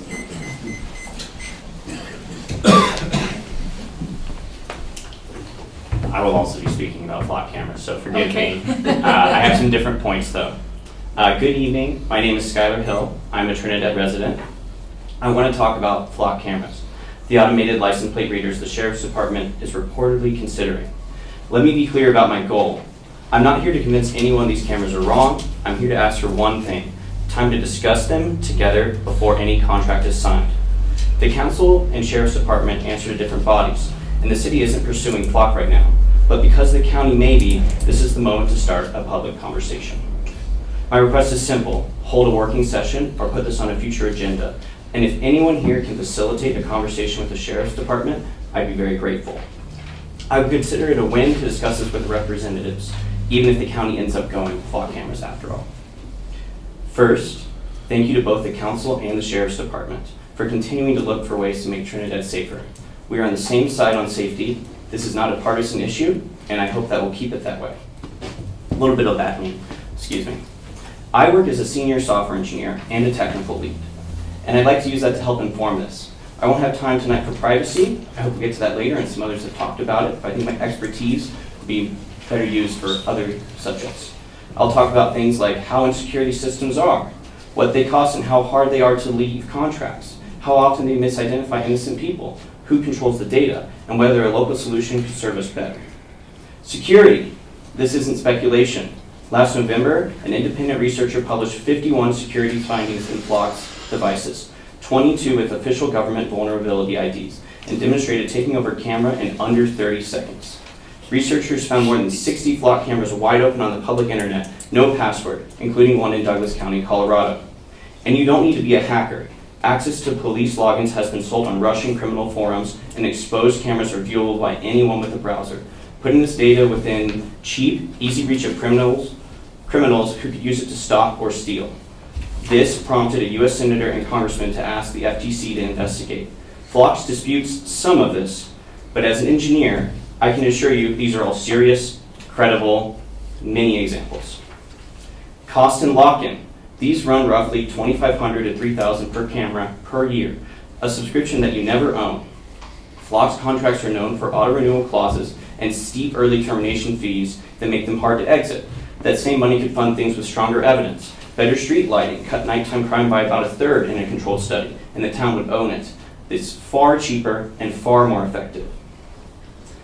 Accuracy, and how a bad match becomes a wrongful arrest. Flock claims only 93% plate accuracy. At billions of reads a month, that's still over 1 billion errors every month. What worries me is that Flock pairs those imperfect reads with one-click case building. Unfortunately, evidence has shown this lets an officer treat a computer sketch as a lead without confirming it. Now, I'm not pointing fingers, it just happens. That false confidence has consequences. The Institute for Justice found at least 24 cases of innocent people stopped, jailed, or held at gunpoint. In San Diego, a wrong vehicle signature match put 3 people under arrest, 1 jailed nearly a month. In Arkansas, a couple was ordered out at gunpoint over a misread. They're 6-week-old in the back seat. And in Colorado, drivers have been repeatedly pulled over after being wrongfully placed on a Flock hot list. That's where you basically find more people at a higher priority because they were accidentally put on a blacklist. Who controls the data? It doesn't stay ours. Besides criminals, it also doesn't stay ours. It lives on Flock's national network, shared widely with limited local control. That's a lot to hand over without a conversation first. I'd like to talk about a local option. Flock is an out-of-state company, so that money leaves Colorado every year. I'd like us to explore keeping this local, a Colorado-based provider, a limited system that the town owns or controls, or investing in our own officers, lighting, and programs. I don't have a proposal ready tonight, but this isn't hard to build, and it's exactly what a working session could accomplish. 1 minute, sir. I'm sorry. Almost done, so thank you. All right, but thank you. There is much I don't have time for. I bet. So I'll close. Just the timing guy. So I'll close where I started. This is all I ask. I'm not asking anyone to decide anything or change their mind. I'm simply asking for a conversation. I would love to have a working session, a chance to talk this through properly, openly, before Trinidad or the county commits. And I know that the county and the city council are different bodies and they answer to different groups of people, but I would be greatly appreciative if someone could open up a dialogue with the sheriff's department and if I and others could potentially have a conversation with them and just, get on the same page, or don't, but at least we got to talk. Thank you for your time. Thank you so much, Skylar Hill. Thank you. Patty Think.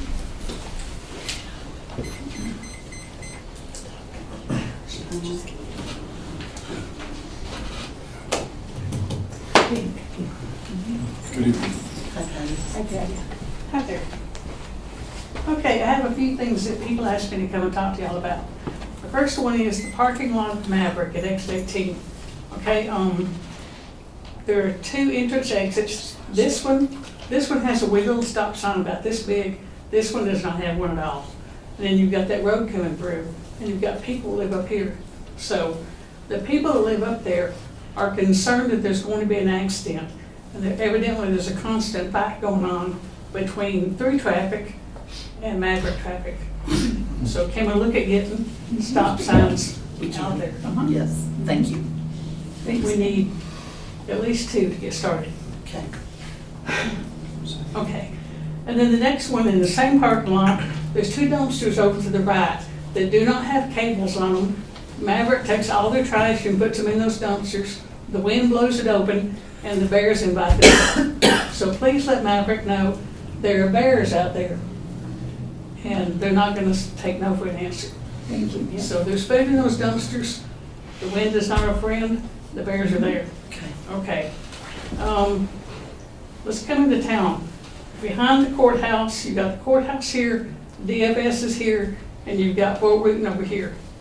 The veterans group over there has no parking because DFS is taking their, I think DFS has 18 spots and the Fort has 8. So DFS needs to stay over here, and we need something to delineate that parking so that when the veterans come in, they've got a place to stop their car and go into the Fort and take care of business. Thank you, Patty. So if we could delineate that somehow. But I've talked to the people at the Streets Department about that before, like 2 years ago, and they still got a problem over there. So we're looking at solving it once, and let's get that done. The next issue, parking at the post office. It's a travesty. Anyway, most of the post office vehicles are taking up the parking spots, and so people are parking along the road or down here along the side road. There's a lot right behind the post office that's covered over with weeds. I don't know who owns that, but someone does, and I bet it can be paved. And let's put the little post office vehicles back there on post office property and clear up that parking lot for people like it used to be. So when I moved here 15 years ago, give or take, it was for people to come and use post office. And we weren't having to park along the street, which parking along the uphill street is okay, kind of sort of. But parking in front on Main Street, not cool. So let's look at that second lot, see who owns that, see if we can make a move. And I know, Mayor, you talked about more parking when you first came in, as far as parking and over under the viaducts and all that kind of thing, or the bridges. So Thank you. that might be an issue to look at as far as post office parking. And then the last thing, I've got about 10 minutes left, right? Yeah, The last thing is BNSF. I don't know who deals with these guys, but the crossing out at Freedom Road going out to 239 out in that direction, that crossing is the worst one in town. And you have to go across it like no miles per hour or you're gonna get a flat tire. And you always cross it at an angle. And it's very dangerous, especially if oncoming traffic decides not to angle with you. Then you're sitting on their lane and there's an issue and they're gonna win because you're in the wrong lane. So if someone needs to address BNSF and see if we can get those tracks repaired, please. And I think that's it. Thank you so much. It wasn't much, it was just a lot. Thank you so much. Thank you so much. Patty, thank you for a list of things we can do. Yeah. Okay. Joseph Ganson? Gunson. Gunson. Yeah. Oh, I haven't flexed my public speaking muscle since college, so. I will be talking about same thing as Vic. Good luck on the campaign, by the way. The flock contract. I have printed out excerpts from 2 different articles, and I will be reading these excerpts, and I will do my best to not make it turbo boring. My first article is by Christopher Ingham of the Institute of Justice. The proliferation of police surveillance has led to repeated abuse. One shockingly common form, police officers using ALPR camera networks to keep tabs on their romantic interests, including current partners, exes, and even strangers who unwittingly caught their eye in public. An ongoing review of media reports and public records by the Institute of Justice has identified at least 21 cases nationwide of officers abusing ALPR data in this way, with the bulk of those incidents happening since 2024. Now, I would like to emphasize that these are identified cases. We don't necessarily know how prevalent this issue is, but I would be concerned at any level of prevalence. Flock Safety and other ALPR providers emphasize that they have internal safeguards to prevent this kind of misuse, but only a few of the 21 analyzed cases were initially discovered through internal investigations. Only a few through internal investigations. So whatever safeguards that they have, they aren't catching this when it happens. Most incidents came to light only after victims reported the officer's behavior to the police, typically in the context of broader stalking allegations. This is a quote by Michael Seufer, an Institute of Justice attorney who is representing residents of San Jose and Norfolk in lawsuits challenging their city's ALPR surveillance networks.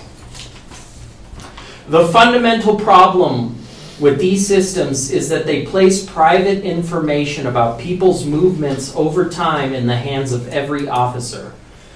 Without the constitutional safeguard of a warrant requirement that predictably allows officers to abuse their access to these systems for things like stalking romantic partners.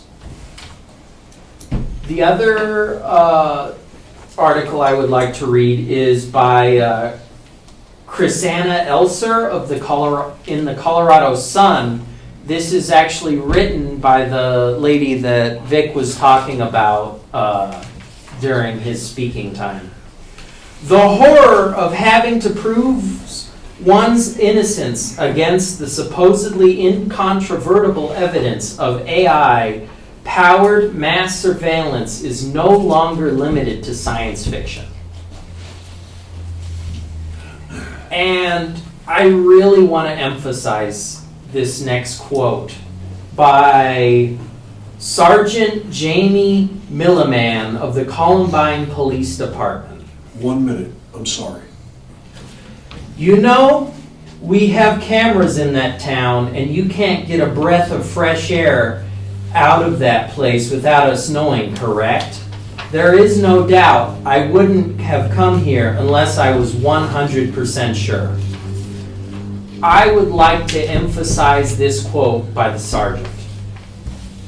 You know we have cameras in that town, and you can't get a breath of fresh air in or out of that place without us knowing, correct? I don't know. I would like to get a breath of fresh air without anybody who wants to know being able to find out. It just seems really intrusive. Thank you. I Thank see you the so rest of my much. time. Thank you so much. Eric Shepherd, you're up.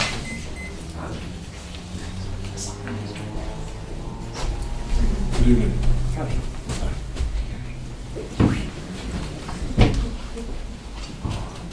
If you're starting, I'm starting.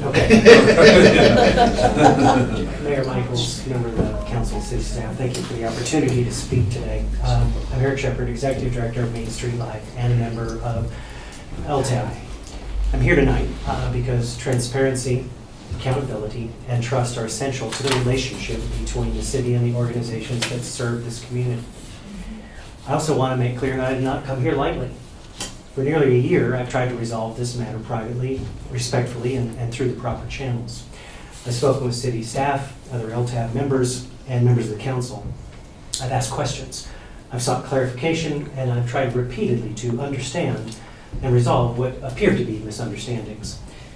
And I recognize tonight that I am wearing two hats, one as Executive Director of Main Street Live and one as a member of LTAB. My concern about the LTAB process is separate from my organization's individual request. Last fall, I approached the city manager seeing what 2026 was going to look like for us and anticipating financial hardship. I asked the city manager for a number of things.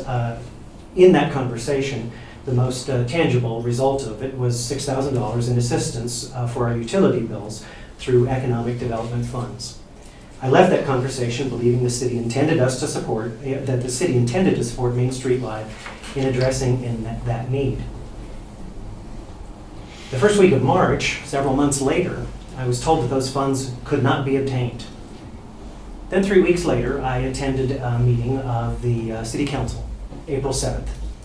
I watched those same EDF resources being discussed publicly as possible funding sources for Fancy Spider and Blues Fest, one which hadn't even applied for funds through that mechanism. Let me make it clear that I am not opposed to those organizations being funded or those activities being funded. As a member of the arts economy, I'm fully in favor of that, and had that come before LTAB, I would have voted to support those organizations using LTAB funds were they available. So that's not the issue. On or about April 21st, I met with the city manager, with city staff members, and the LTAB chair. During that conversation, the city manager spoke about equity among Fancy Spider, Blues Fest, and Main Street Live. I left that meeting believing that through a combination of LTAB and EDF resources, Main Street Live would receive fair and consistent treatment alongside those other organizations. Then on May 19th, the council considered recommendations for EDF expenditures. Main Street Live was not included. Our request had preceded the other organizations receiving recommendations, yet it was never brought before the City Council for consideration. 2 weeks ago, in an unexpected conversation here at City Hall, the city manager apologized for not getting us EDF funding. I believe that was a sincere apology. She said that she thought she could do it, but that the council had essentially tied her hands. But that explanation doesn't fit the sequence of events. Council cannot decline a request it never receives. That's why I'm here tonight. This is not about a single unreturned email. It's not about miscommunication or one confusing conversation. It's about a pattern of changing explanations. It's about inconsistent information being provided and commitments that were ultimately not carried forward. Main Street Live has acted in good faith throughout this process. We followed the procedures we were given. We asked questions. We relied on information provided by city staff. And when that information changed, we continued trying to resolve the matter privately. So tonight I'm asking council to review what happened to Main Street Live's funding requests and determine whether or not, and whether or not there's a way for the city to provide the support Main Street Live was led to believe it was going to receive, whether through the original funding sources that were discussed or other opportunities or some other funding mechanism. Most importantly, I'm asking that organizations serving this community be able to rely on clear, consistent, and accurate communication from the city. When organizations can't rely on representations made by city leadership, planning becomes really difficult. Trust erodes, and the partnership between the city and its nonprofit organizations suffers greatly. I would much rather have not been here today. I would much rather have resolved it through the other means by which I've alluded to. After nearly a year of trying, I no longer believe I can do it that way, and so that's why I came to you this evening. And I thank you for your consideration. Thank you, Eric Shepherd. 501. Over time. Thank you. Stacy Manellis? It's Marcellus, and Marcellus, okay. I signed up on accident. My agenda, what I'm looking for is later in the agenda. That said, I do have one thing that's just come up, or two things that have come up. I am completely in alignment with my friends here that are concerned about surveillance. I'm curious how we plan on talking to the community about water conservation. Because I, for one, am not on Facebook, and I don't see a lot of the things that other people see. And I think that there may be, and I'm sure this is something that you guys are already considering, but some sort of outreach to the community to share the burden and for people to actually know the situation that we're in. So that's just one comment. And then on another side of water, if we get this really strong El Nino that's being predicted, this town obviously has a history with flooding, and I would just love to see something happen regarding preparedness for the community. So that's just a comment. Thank you so much, Stacy, for all of it. Thanks. And tell me your correct pronunciation of your last name again. Oh, it's Marcellus. Marcellus, okay, Yeah. thank you so much. Ray Miller, you're up, Millio. Yeah, Miller. Okay. Sitting a while. Oh, yeah. All right, about mid-June, the Kinder Morgan contractor came down and dig up the pipes at the end of Cougar Canyon Drive. You know where the Cougar's at, right? Everybody knows where the Cougar's at. Okay, just turn up the hill there. To the left, you'll see what went on. Okay? And I did bring pictures. Pictures always work well, right? I went and looked at it just like you Yeah, asked. well, Yeah. I'm going to talk about it. Okay? Thank you, Roy, sorry. Now, when I worked for the government, Pinyon Canyon contractor, the same contractor, I recognize the guy, we talked for a while, that digs up these pipes and replaces them. It was out of Pinyon Canyon several times. We dig up the pipes, you take out the asbestos lining, you glove bag them, and you replace the piping, 1/4-inch thick steel, carbon steel. They've been in the ground since the 50s. So they need to be replaced. Okay, no big deal. But whenever they put the land back on top of the hole, they always mitigated the site. We planted it with, we actually had a special Pinyon Canyon mix out there for the site out there. Okay? Anyway, when this contractor filled in the hole with the dirt, he didn't separate the topsoil from the shale or anything, just threw it all back in the hole. No mitigation was done whatsoever. No replanting, no reseeding, no nothing. No matting was put out to when it rains, to keep the sediment in place and all that. Okay, I looked through the CFRs and all that, because with the government, it's required. You will mitigate your site. So I went through the CFRs, 49, clean up of construction site, and the other one here, clean up, and then the environmental CFR, which is the 40, and it was protection environment, and how you clean up your sites and all that.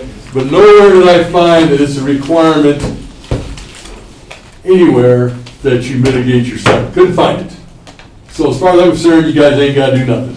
All right, you can just sit there and be a big pile of dirt that will take decades for anything to grow on. And the other thing is, when they put the dirt back on there, they completely sealed up the drainage going to that pond at the end of the road there, all knows where that little fishing pond is, right? The kids were fishing in it yesterday.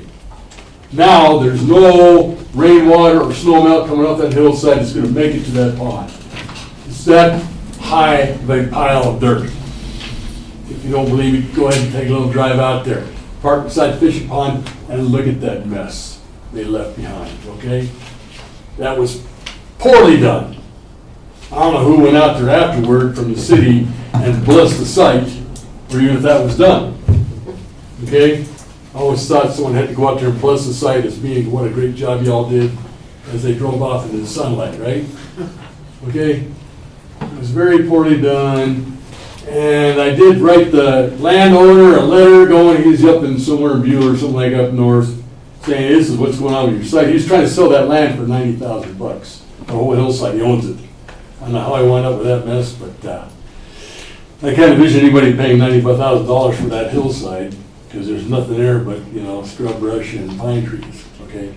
But anyway, the drainage ain't gonna happen now, so that pond at the bottom of that hill is gonna be a mud hole in a couple of years, where mosquitoes can breed quite religiously down in there. It's gone, and it'll take decades for anything to grow back in there. But I did write the landowner saying you might want to check out the contract to see if there's anything about mitigating the site, which probably wasn't included in there. I'm sure you had some kind of MOU with the Cougar or the Kinder Morgan guys about if the pipeline need to be replaced. Where I'm at, it's all within city property. You know, y'all own that mess. That's fine, 110-room convention center, the Jack Nicholson designed golf course, and don't forget the equestrian riding stable. That's all yours, okay?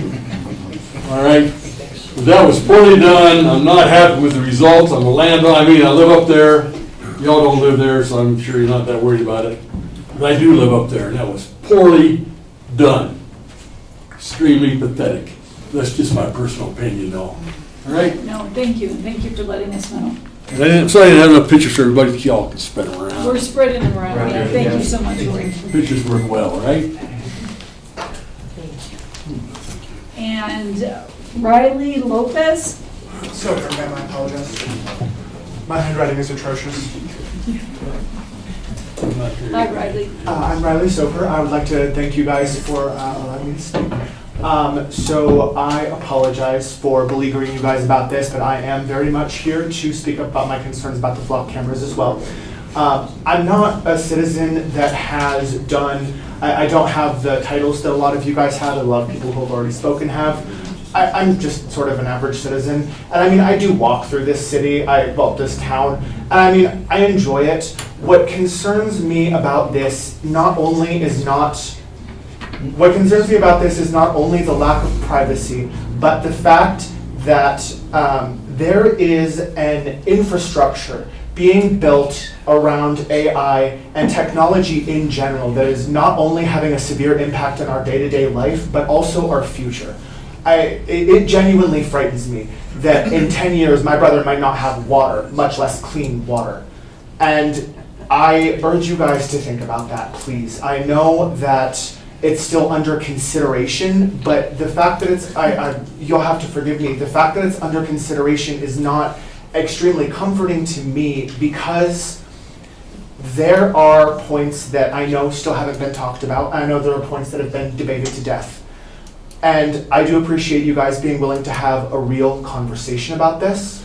But please, I urge you guys with everything in me, do the research, the ecological, the monetary, everything. The way that these things are set up not only can affect the way we move through our day-to-day lives, but also sets us up for things like the way that these are set up are IP cameras, and there are entire platforms. I believe one of them is called Metasploit, and that was before Facebook even got renamed, for taking over end-to-end user data.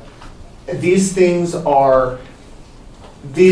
breach into our privacy by existing, but more than that, they create real and fundamental security concerns for us in general. And again, the ecology in me, but I apologize for that. That was all I wanted to say. Thank you, guys. Thank you so much. Again, the city does not have flock cameras. No. In one name or another? Nope. I will address it in my report. Thank you, everyone who is part of this community that has concerns and came forward. We appreciate it. Item number 5, council reports. Let's start with Aaron. I have no report tonight, ma'am. Sorry. I will just say I attended the CML conference and it was very enlightening. There were some great sessions and I'm very appreciative to the city for allowing me to do that. And that's really all I have. Thank you, Councilman. I'm good. Councilman Chip. On June 27th, I went to Fort Wooten. They dedicated the cannons. It was a very nice presentation. Only about 8 or 10 people showed up, but it was very nice. Went to the 4th of July parade and barbecue. Was outstanding. I know we didn't get to do water, but who knows? We might be able to later on. Things I would like to discuss in the future in meetings, I would like to see the paving schedule and first quarter financials if possible. And my last subject is, I don't even know how to start this, but I don't appreciate city staff standing at the podium and not telling us the truth. They tell us what they want to hear, and then they go do whatever they want. And this has been happening for quite a while. And everybody knows what it's about. But the reason they do that is because they're never held accountable. But I just want Ms. Marshall to know, you have my backing, and I'm sure you have the rest of everybody else's backing, that we got to take a handle of this. And when people stand up there and tell us something, they stick with the rules and just don't do what they want to do. And there's got to be consequences for this. So that's all I've got to say. Thank you. Thank you, Councilman Rossetti. Councilman Trujillo?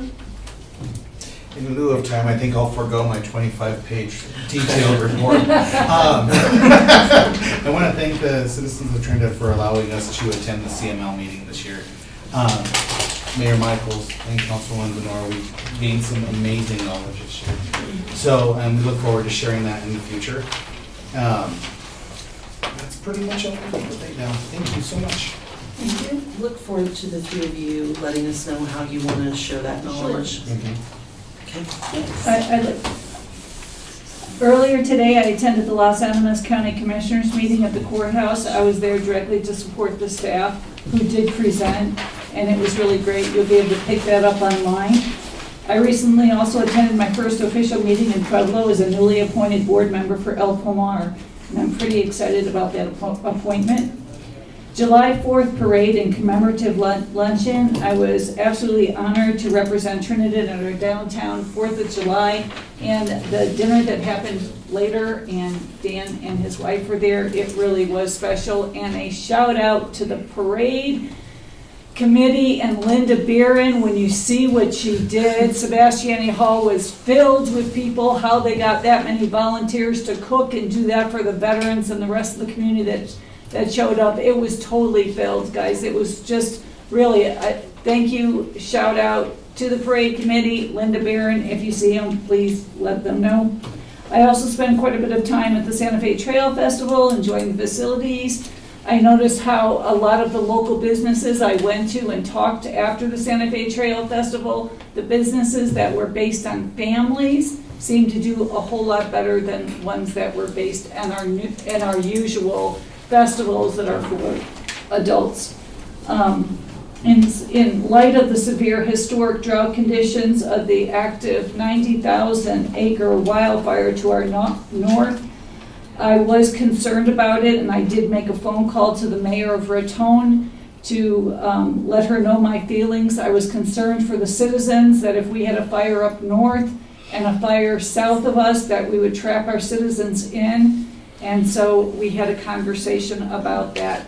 I did attend the CML with Carmela and Manny, and we really had a great time in the sense of learning and growing. The vendors that were there and the support that they can give communities in times of distress and in times of needing things, I was really amazed with. So I want to really explicitly state, like Carmela did, how much we appreciated it. I think we just learned so much about the city and what we could do. We are keeping our focus on the Front Range, and thank to Sal and Luis Lopez for coming in tonight. And finally, we are continuing our dedicated work in the downtown district, and you'll see a few more buildings with some signage and stuff in the windows this coming week. And I cannot thank the community enough for being partners in July 4th not setting off fireworks. When there is a fire in town, and the fire that happened in the house fire the day before it, not only is it so scary because we're dry, the amount of water that was used to put out that fire is additional water that could have went to livestock and everything else.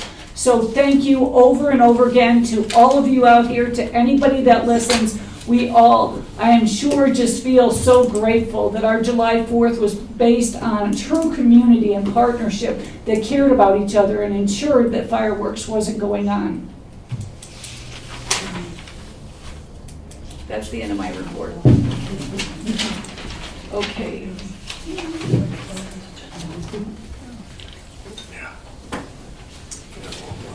Item number 6, consent agenda approval. The consent agenda could be adopted by a simple motion. The consent agenda will be read aloud prior to a vote in the motion. Any consent agenda may be removed from the consent agenda at the request of a council member for individual consideration.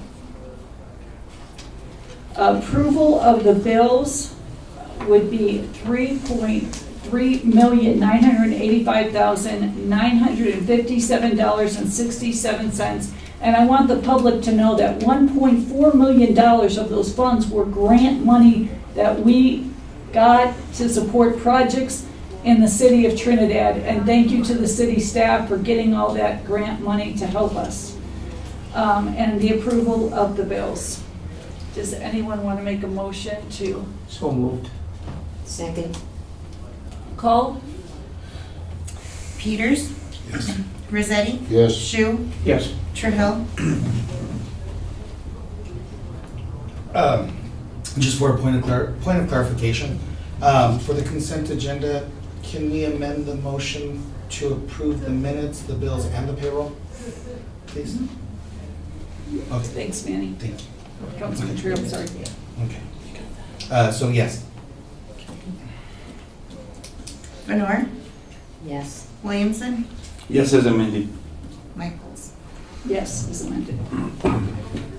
Item number 7, public hearings. We will now open the public hearing for consideration of an ordinance vacating 62.5 feet of Hayes Street adjacent to Block 46 of the James Addition to the City of Trinidad, and accepting a dedication of additional right-of-way adjacent to Chicago Road.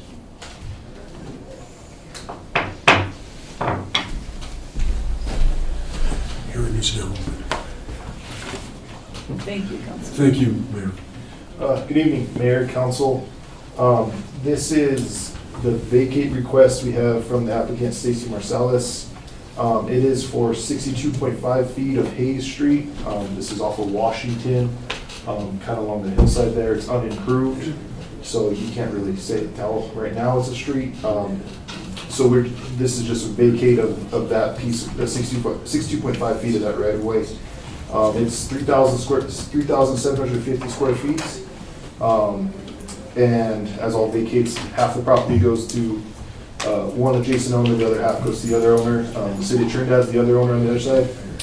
So we will retain 1,875 square feet, and the applicant will receive 1,875 square feet. As part of this as well, there's a dedicate of 24 feet along Chicago Row. This is to make Chicago Row a 40-foot wide access. So be the width of that's to meet the requirement of the width of a road. for the city of Trinidad. So this is both to vacate and accept the dedication. The planning commission recommended approval of vacation and the dedication on the June 9th, 2026 regular meeting.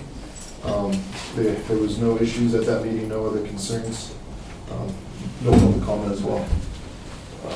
That's all I have. I'll answer some questions. Does anyone have any extra questions that they would like to ask? Thank you. Anybody would like to talk in reference to for or against? I close the public hearing.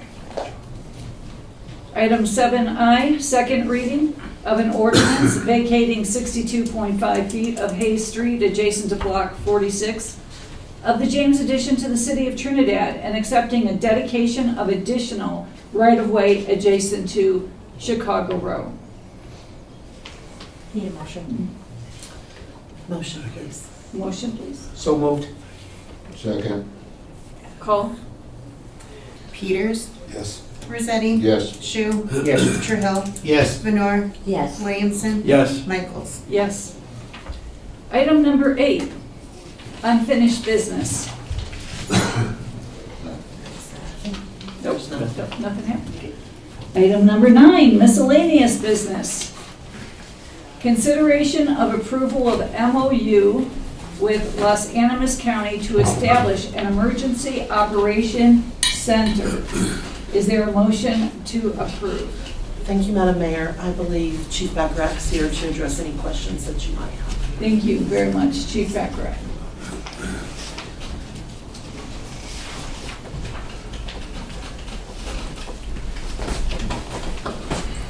So this is a memorandum of understanding between the city and the county to establish emergency operations center in the basement of the police department.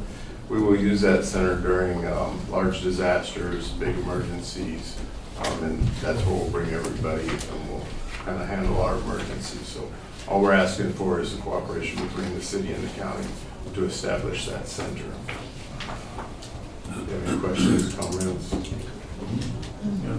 The commissioners approved the MOU this morning. Is there going to be any unintended costs derived from that? I mean, equipment? I think any costs will be split among the different entities. If we need to bring in equipment for the city, then that'll be on the city and vice versa on the county. Of course, the utilities will be borne by the city. Yeah, I just had some issues with the MOU, just because I'm the contractor. But, you know, I would have liked to see it be a little bit tighter with respect to what you just said. It really does not say that we're sharing the costs. It says that the city is going to just do that. And I understand good faith, but it's not in the agreement, so. Really, during emergencies, we're gonna bring our own equipment in. I'll bring laptops. Power and Light will bring laptops, hospital will do laptops. When you're talking about an emergency operations center, it's all of these entities coming together. So utilities, hospital, county. So there's a lot of people in the room and they're bringing their own equipment in with them. Right, and so my concern was, it doesn't really define it. It says permanent equipment that we would have control over and we would have the final say. But it doesn't say temporary equipment that we would. And it's our police department, it's our IT hub. And so I just I would have felt a little better if there were some more controls that define that we have that ultimate authority. So this is just contractual stuff for me, but. And Councilman Venor, Mayor, if I could please, I just want to say that there is a provision, I mean, reading from the MOU, the parties shall mutually agree on any shared operational costs that benefit both entities and shall establish a cost-sharing arrangement through a separate agreement if necessary. So I mean, I understand it. Yeah. To your point, it's not ironclad, No. but it is kind of an expression of how those costs are going to be shared and borne. But I hope that helps somewhat. It did. I mean, it's Okay. not the worst MOU I've ever read. I charge. Doors. No, they're just, I mean, there's just like electrical and HVAC and building capacity and things like that, which I understand there's no upfront cost. But down the road, there could be shared, it could fall to us to provide that. So just a little more transparency, and when we say it's not cost, it is some cost, and potentially can be. So that's the only comment I have. I'm glad that we have an emergency management. I'm glad that they found that. So, Councilman Peters, thank you. Councilman Peters, do you have any questions?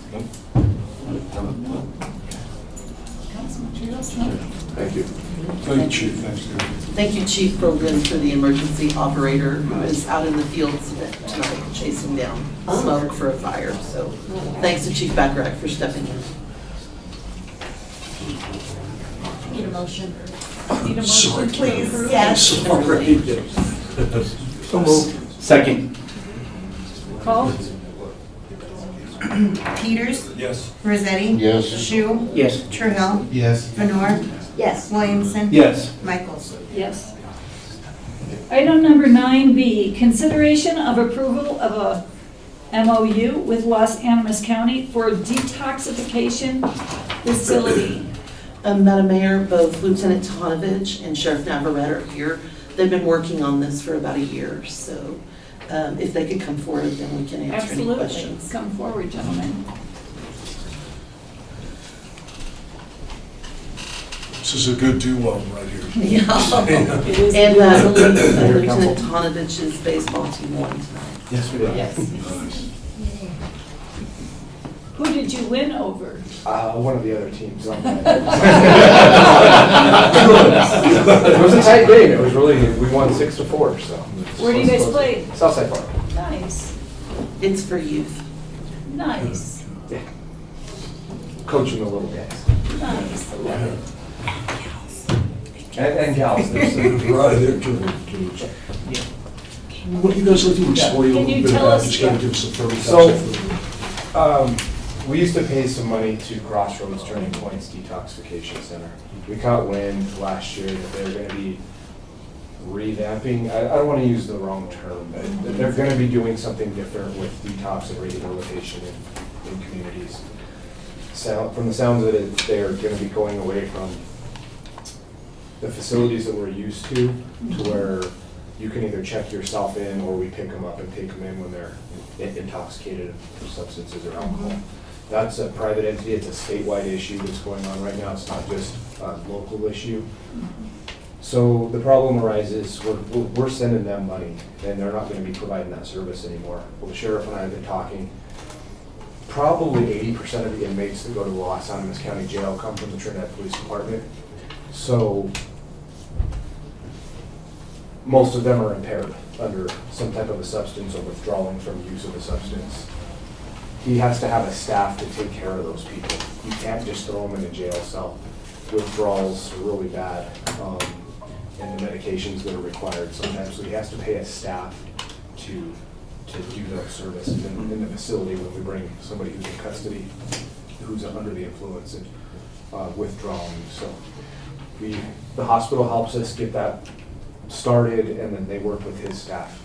So we figured that money that was being funneled to Crossroads should still be used for that same reason, to help the community members who are suffering from substance abuse who ended up getting placed under arrest in the jail.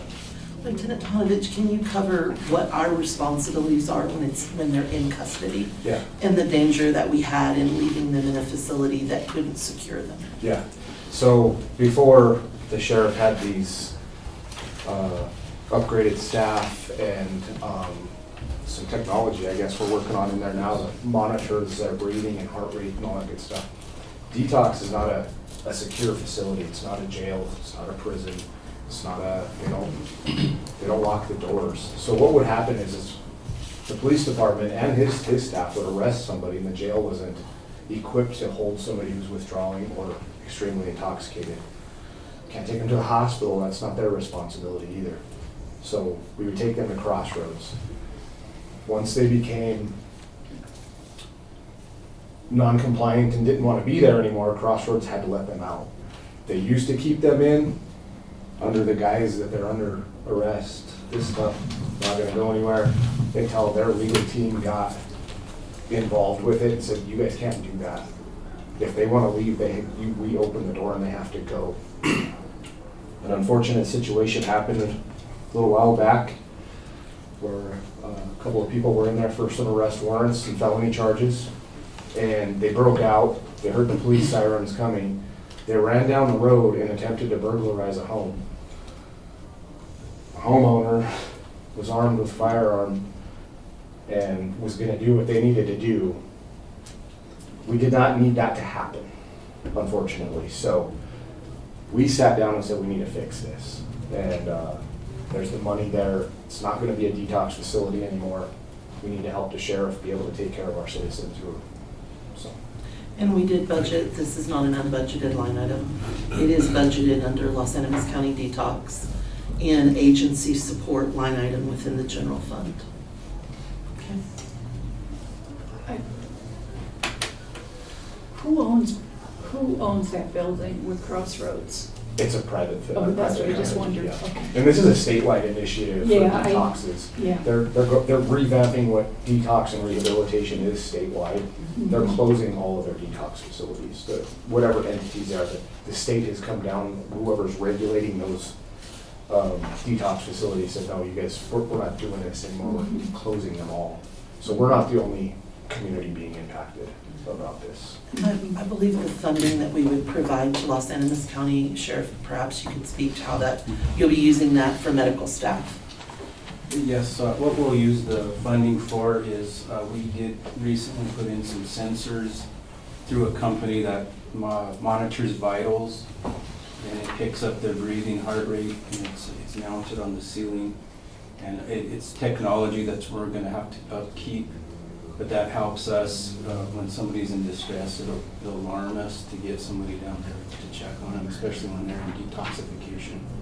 Also, this will allow me to bring in some more staff, contractual staff that the county's agreed to have me bring in to monitor these inmates on weekends, help them with their medications and different things like that, or any equipment we may need. But that's basically what we're going to utilize the funding for if it is granted. I have a question. I noticed that the agreement has a floor limit, but not a ceiling limit. And so I just wondered if additional, I mean, we don't know how many people are going to be detoxing or what we're going to need. Would then, if we needed additional funding, would you come to council to get that funding, or would it come out of the line item in the general fund? Or? It would happen every August through the budget process. So it's clear in the MOU that right now it is up to $30,000. But in the next, the sheriff would be able to put that request in to the city manager's office in August, and it would come to you in budget under agency support. Yeah, because the agreement actually says, it says No less than. no less than, Right. not No up less to. than. So I wondered if you needed more in this period. It would come to council. Okay. Thanks. Does this put a burden on your facilities? Or is It it just does. a trade-off? I mean, in light of public safety, I think this is something that I worked on with Lieutenant Donovich because of the issues we have. We don't need people out on the streets intoxicated, causing more problems, hurting possibly other people. So this is something we took on. It could be an issue, but I have a good medical provider that has the medications that we need. The hospital has agreed to help us. We had meetings with the doctors there. If they have medications that we don't have, they will provide those for us. But that's what we had talked about, is we can't have people out on the streets when they need help. And so that was basically what we tried to get this done. Is it a separate facility? I'm just No, not really. it's just our Part of the our jail? pods, a part of our jail. We have booking cells that are isolated. They're monitored, cameras with those sensors, and that's where we put the people that are in detox process. And that's how they did it before? You did it before, basically the same thing? We've never done this before at the jail, so I don't know what they did at Crossroads, but this is something that, a plan that we came up with, is how to take care of these people. All right. Now I'm understanding it. So I think I got a little confused because normally we used to do the detox center over here, right out by Cortisone, right? So that's gonna go away. We were told by a representative from the detox that the detoxification is going to go away. They're going to have outpatient Mental health. or programs to help with that substance abuse. But that's not going to be in place anymore. So this is kind of our remedy to help take that away. So it's being housed at the jail, oh, okay, now that I understand, it's gonna be. It's not going to be voluntary.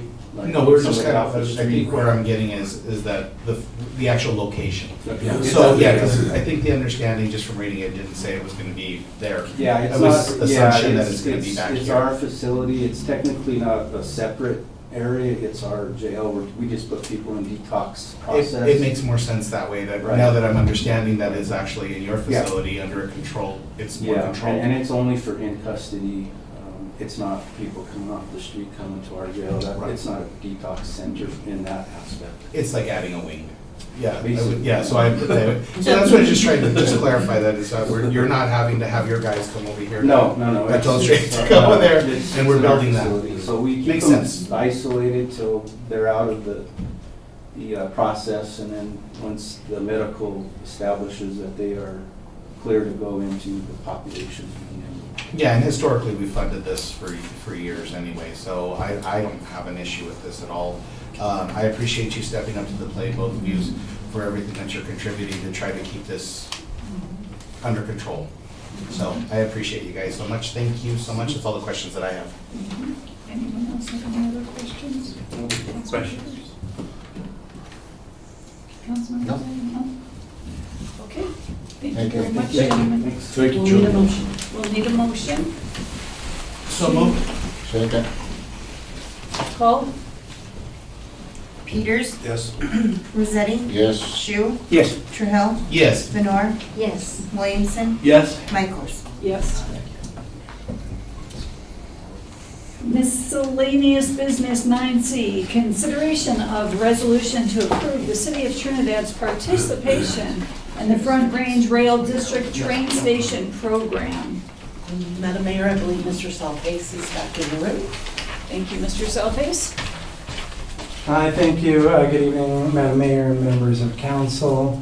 Included in your packet should be a narrative essentially describing the station area, which is already defined for Trinidad. We're asking for a resolution that recognizes the station area. Separately from this, we have some district resources to assist with some planning. And we encourage the city to work with us, and we can provide resources to help assist with planning, to help with design and community outreach and everything else. So if you have any questions, I can answer. Anyone have any questions? Should you approve the resolution, we'll make that official request for assistance, technical assistance from their team. Great. And I this- think it's something that we should definitely take part in. I mean, it's a way to move forward. And so we would need a motion to approve this. So moved? Second? Call? Peters, Yes. Rossetti, Yes. Shu, Yes. Trahell, Yes. Benor, Yes. Williamson, Yes. Michaels. Yes. Thank you. Thanks, everybody. Thank you, Mr. Selpace. Continuation of miscellaneous business 9D, consideration of the bid submitted by Baca Construction for the Santa Fe Trail Multi-Use Path Project 12-2022, CDOT project code number RMSM-296-023, project code 25448. All right. Madam Mayor, Mr. Justice here to present. That's a lot of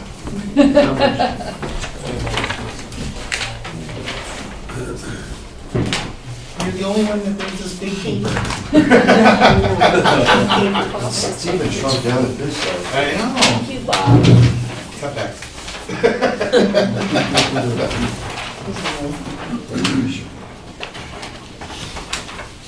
Thank you, sir. We have those. Don't forget that, Jeff. Thank you, Paul. Thank you so much. Not a problem. So good evening, Mayor, members of council. I come tonight, we finally, and I say finally, because this project's been going on about 3 years. We had a CDOT grant to build the multi-use trail.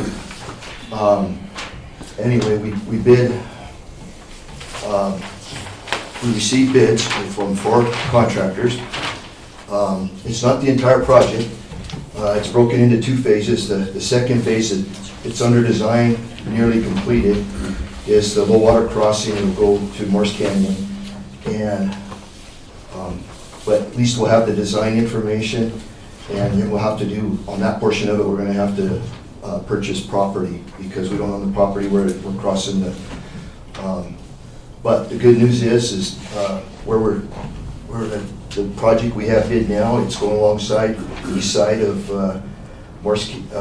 Santa Fe Trail, which is in the right-of-way. So we're all good on right-of-way in there. We bid 2 parts of it. We have the original bid, which was, it starts at basically the Holiday Inn and runs all the way up to the Faith Christian Fellowship Church. And then it starts again at Morse Canyon and it runs to the Padilla driveway, which is just shy of that next Arroyo crossing. Back in construction was the low bidder. They said we received 4 bids. So they have their base bid and their alternate bid with a total of $915,615.12. With your acceptance approval, we'd like to get going forward with that. Kind of on this is a very fast-paced project. It's 90 days to get it completed within the parameters of the grant. With approval tonight, they have 10 days before they could come back and we give them notice to proceed. We get this project off and going. Questions? Sure. But how much of this was a grant again for public record? We have 1.5 million remaining. We have remaining. I think it was 2.2 to start Thank with. you. It's an 80%, CDOT pays 80%. We have a 20% match on that. So the first part of that, those funds went into design and redesign, because I came back to you guys some time ago to basically redesign it to save money, because they were wanting to do a pedestrian bridge and they completely blew the budget. I mean, by a factor of 2. They came back and told us it was going to be, that cost would be around $2 million, and the estimate came in at $4 million. So it's like, we don't have $4 million. So anyway, that's where we're at now. It's been a long time coming, and I mean, it's going to be a nice addition to the community and good use of grant money. I totally agree with you. It's very, it's a lot of work on when you do a CDOT grant, the jumps, the steps, and even the bidding process on the forms that we have to procure and have the contractor get.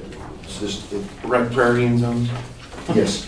Yeah, and migratory birds and you name it. Thank you. Councilwoman Venor, do you have any questions? No, I think you answered the only question I had. I wasn't sure about the ad alternate, but I think you answered it. It's just that little section. We didn't know how much the first phase was going to, first portion of the bid was going to be, so we added another 634 feet of the trail.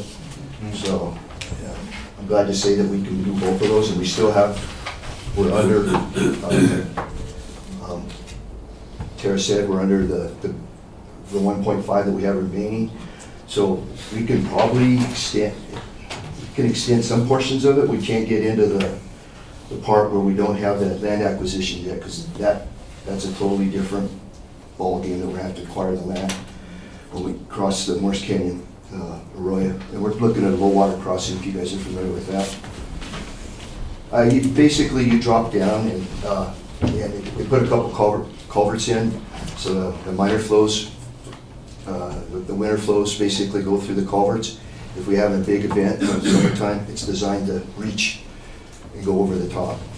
So it does require a little bit more maintenance on our end, because then you gotta go back in and clean brush and silt and stuff off of it.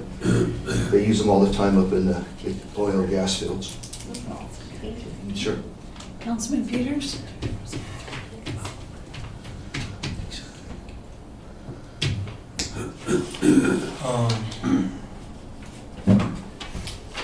It's a done deal, so I'm good.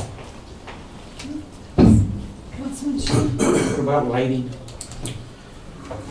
This project does not have lighting, though, like I said, it could be added.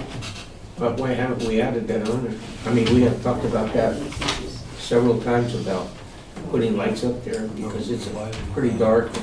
It's a heavily used road to go to Walmart and everything else. And I mean, we probably have to contract it from San Isabel, some of that, but some of the city extends over there. I would think it would all be San Isabel. We're in their territory. I can confirm that tomorrow with Mr. Bachicha, but I'm pretty sure the majority of that would be San Isabel. Well, what is Duran's land? That's the city, that's power for the city. I mean, if it was designed to be built that way, I mean, that's right along the edge of that. I think, Councilmember Shu, we could certainly add lighting as an element into the phase 2. It wasn't part of the original grant application, and that's what we're really bound by, is it's federal money. Adding an element like that would possibly trigger additional environmental review at this point, because it wasn't part of that original scope. But I hear what you're saying, and it's certainly something we can add to the list for the future, the next stage of discussion of the project, which won't have the federal funding in it, so we would have less restriction. I apologize, it just wasn't part of that original request. Councilman Rossetti? Councilman Trejo? So good to see you. At the very end of the meeting. It's very comforting. I thank you for the work that you put in on this. I know, God, this has been really a long time. I think Councilman Williamson's been working on this since he got on. So I think we're finally getting there to getting that path going down that way. I think it's good. And then being able to save money. I agree, back construction is very reliable, so I think there's no questions here. So I appreciate you, sir. Thank you. I have one more question, if I may. Sure. What would this anticipate start date? Now. Basically, with the award tonight, we notify the contractor tomorrow. It's usually about 10 days that they have to get their bonds in place and all the CDOT paperwork, which he's been working on. So I think the CDOT paperwork is in place. So approximately 10 days from now.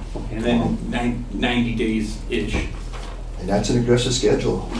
We ran the numbers, it's about 46 lineal feet a day. Oh. Okay. Since the grant money is bound to this year, we would need to complete that project. Thank you. Councilman Peters, do you have anything you'd like to ask? When does it finish past Padilla's driveway? I'm sorry, what's the question? This currently does not pass Padilla's driveway. It's a point at each G pit. I think we can go a little bit past it, but we can't. The design of the box's extension for that next culvert is in the vicinity. It's not very far away from that. Like I said, we can.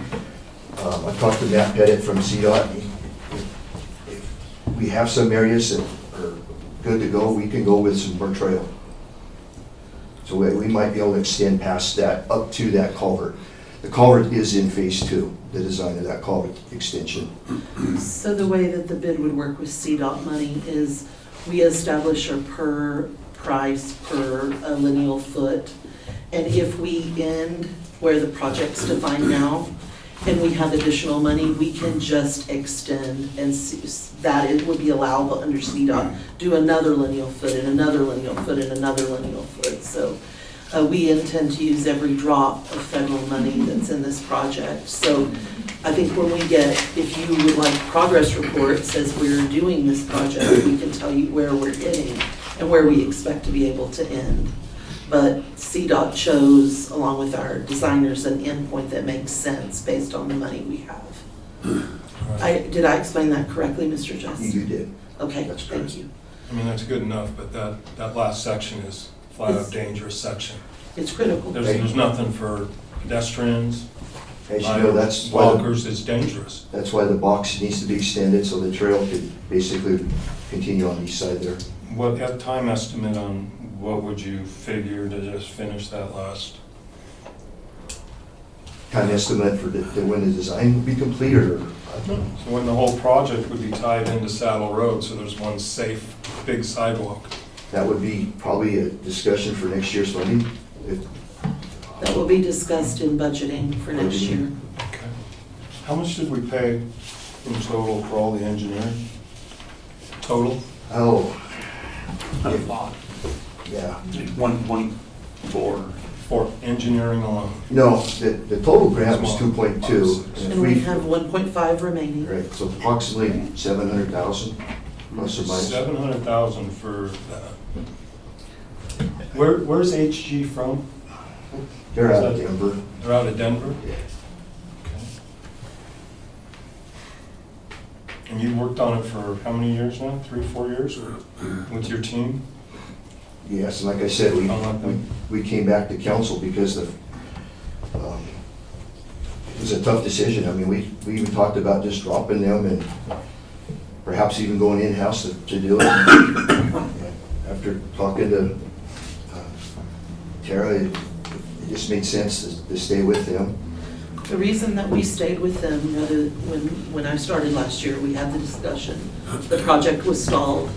The discussion, and we brought it to last year's council just after that, was to continue with HG, the designer, and complete the project so we could bid it out, or to stop work with HG and do it ourselves.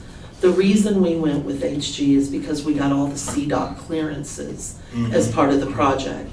Had we released HG and done the engineering internal, we would have had to seek as engineers those clearances. And given the timeline we had to hit for construction this year, it really wasn't feasible for us to do it anyway but the way we've done it.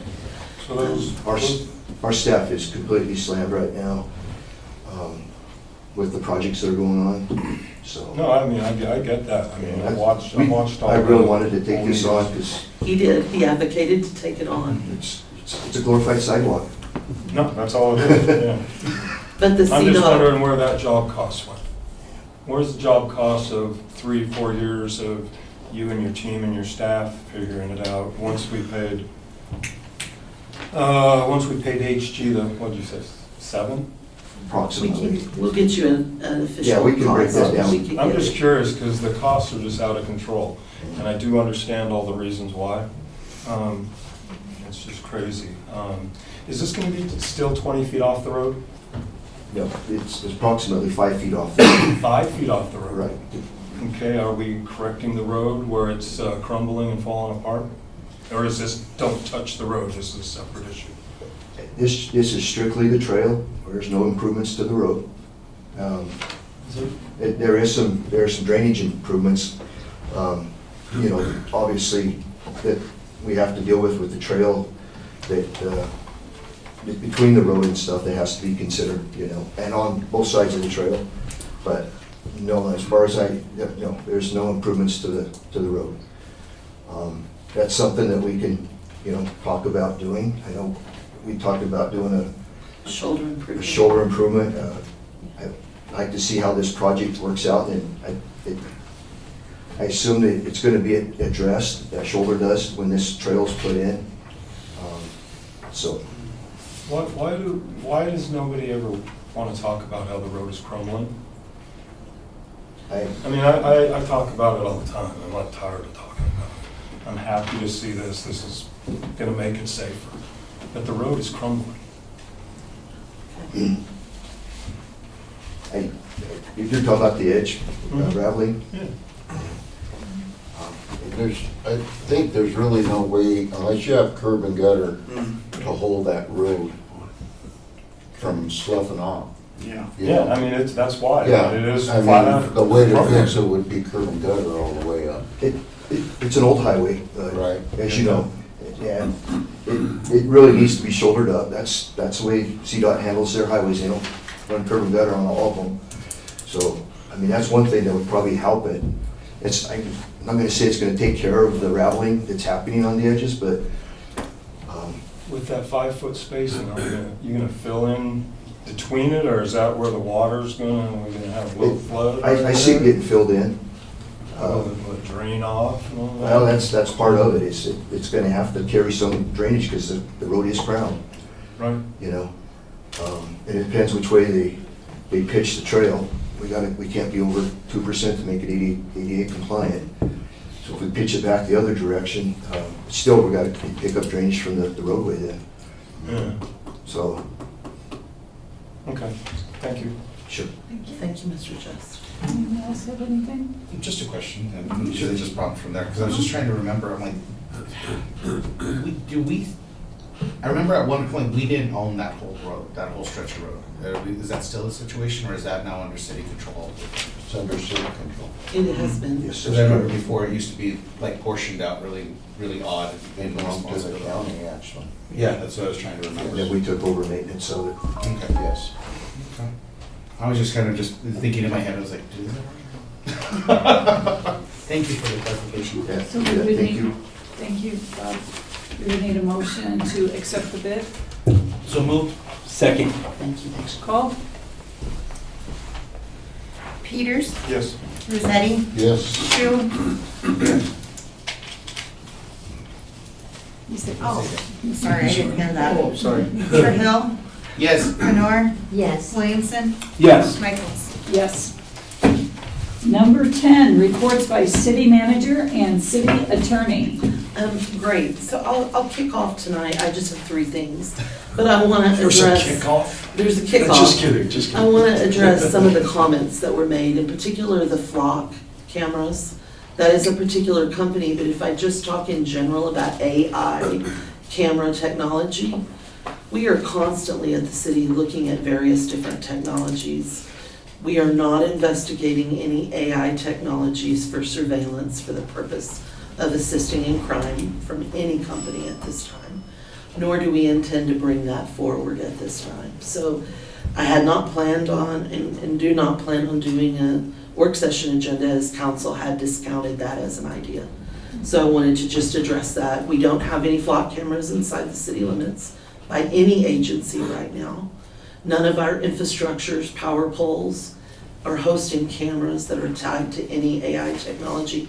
And our staff does not have access to any servers or information that have the AI technology right now. So while we're the entity that people look to for things like that, we're not investigating it at this time. So that was number 1. I'm gonna, Patty Fink gave a pretty detailed list. I'm not sure if we can help with the post office, and BNSF is kind of tough, but we can certainly do bear-proof containers with the conversation with the owners and the stop signs.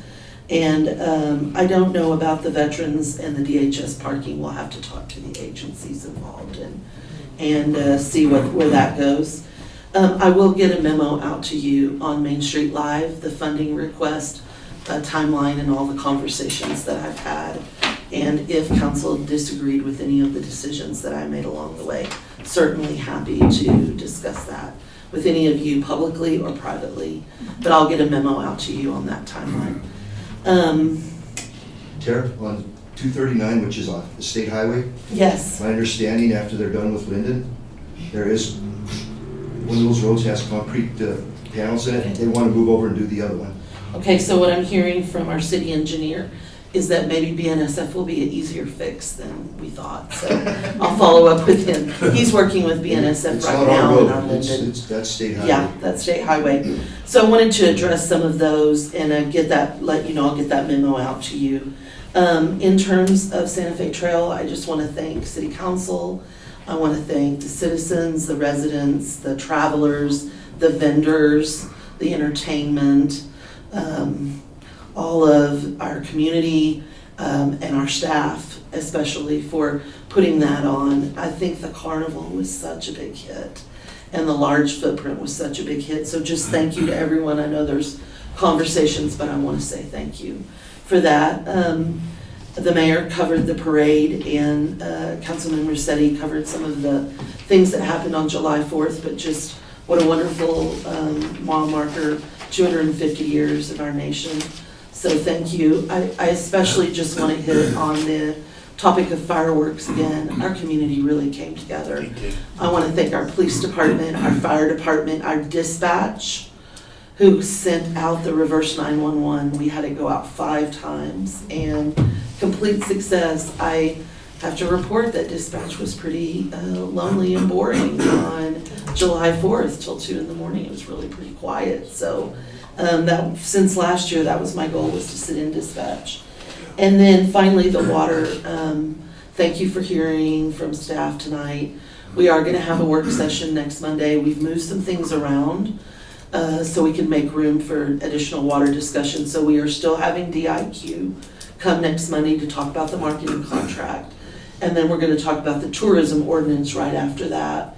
We're actually going to move anti-dilapidation and push it a few extra weeks so that we can bring 2 other issues forward. One is there is a request from the youth club for a tax initiative, and they'll be here after the tourism ordinance. And then finally, we'll have a discussion of water, maybe what the next steps might be, and then we'll have a special meeting and a resolution prepared should we want to go toward a more restrictive schedule. And so there were a lot of discussions we started tonight with water. We'll just kick those back up again and have those on Monday.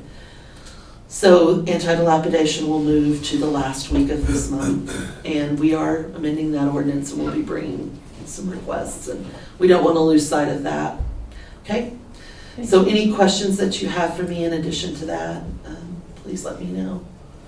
I'll be sending an email and giving you a phone call. I'm going to take some vacation at the later part of this month, so I'll follow up with you on that. Yes. I just didn't get to say it in my report, and I really Yes. wanted to say it. Chief, thank you once again for saving my neighborhood.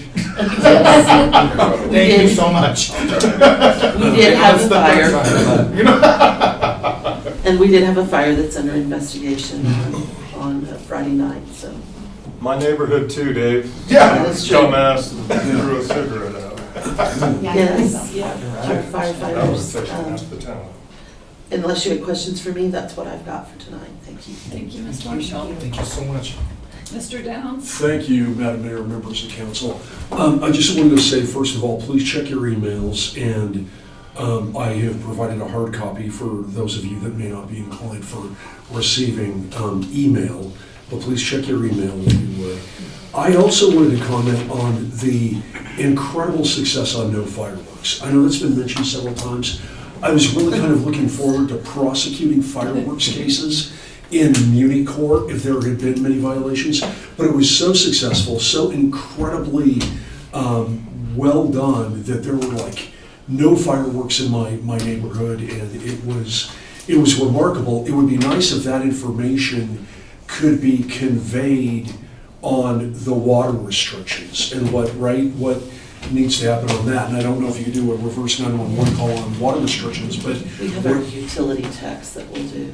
okay, good. I should have asked you before and That's okay. started blathering on. I do want to say though, on the fireworks, we did have 3 calls to Oh, good. dispatch. Okay. One in Aguilar, one in the county right on the city line, and one within the city limits. And it was actually some visitors from another state that ended up in handcuffs as a result of the fireworks they were putting Yeah. off. So Arrest the visitors. our police department took it very seriously. That's right. And they were tourists, and they came into town. Yeah. They were tourists that bought their fireworks in New Mexico, and they were coming through Trinidad, and they were wondering why there wasn't any fireworks, so they decided to Create their own. since they had some from New Mexico, and they learned that. Anyway, That's sorry to No, interrupt not your at all, not at report. all. But also, it will be interesting to see if there are many cases for watering violations in municipal court. And I You know, that's not a challenge, but I will look forward to prosecuting those. If there are, it's not like cite the people who are violating that, but I will look forward to reporting to you on that if there are any or many, because you certainly know that there are people who are violating the water restrictions. Some, inadvertently, I'm sure, but some, of course, intentionally. Last thing I want to say is also on Santa Fe Trail Days, how incredibly proud I am of my colleagues and my co-workers for putting that on. It was a remarkable event. For the short period of time that I was working at one of the gates, I couldn't believe how many people who were coming in at the beginning and who were leaving at the end, who were saying this is the best Santa Fe Trail Festival they've ever seen. They said they can't wait to come back next year, absolutely. And it was just remarkable. My information may be bad on that also, and you correct me if it is, like very few arrests, very few incidents. It went off without, right, I mean, when you have a big event like that, that's a concern, but it was safe, it was successful, it was good, despite the howling winds and the brutal heat. It was a lot to overcome. And events are great. I don't want to be perceived as an anti-event person, but that was impressive, and I'm very proud of everybody. Anyway, that's all I have, Mayor. Thank you very much. Thank you. Well said. Thank you. With that, we will go to number 11 for adjournment. For a motion. For a motion. Second. Call. Yes. Peters. Grizzetti. Yes. Shu. Yep. Trahell. Yes. Fenor. Yes. Williamson. Yes. Michaels. Yes.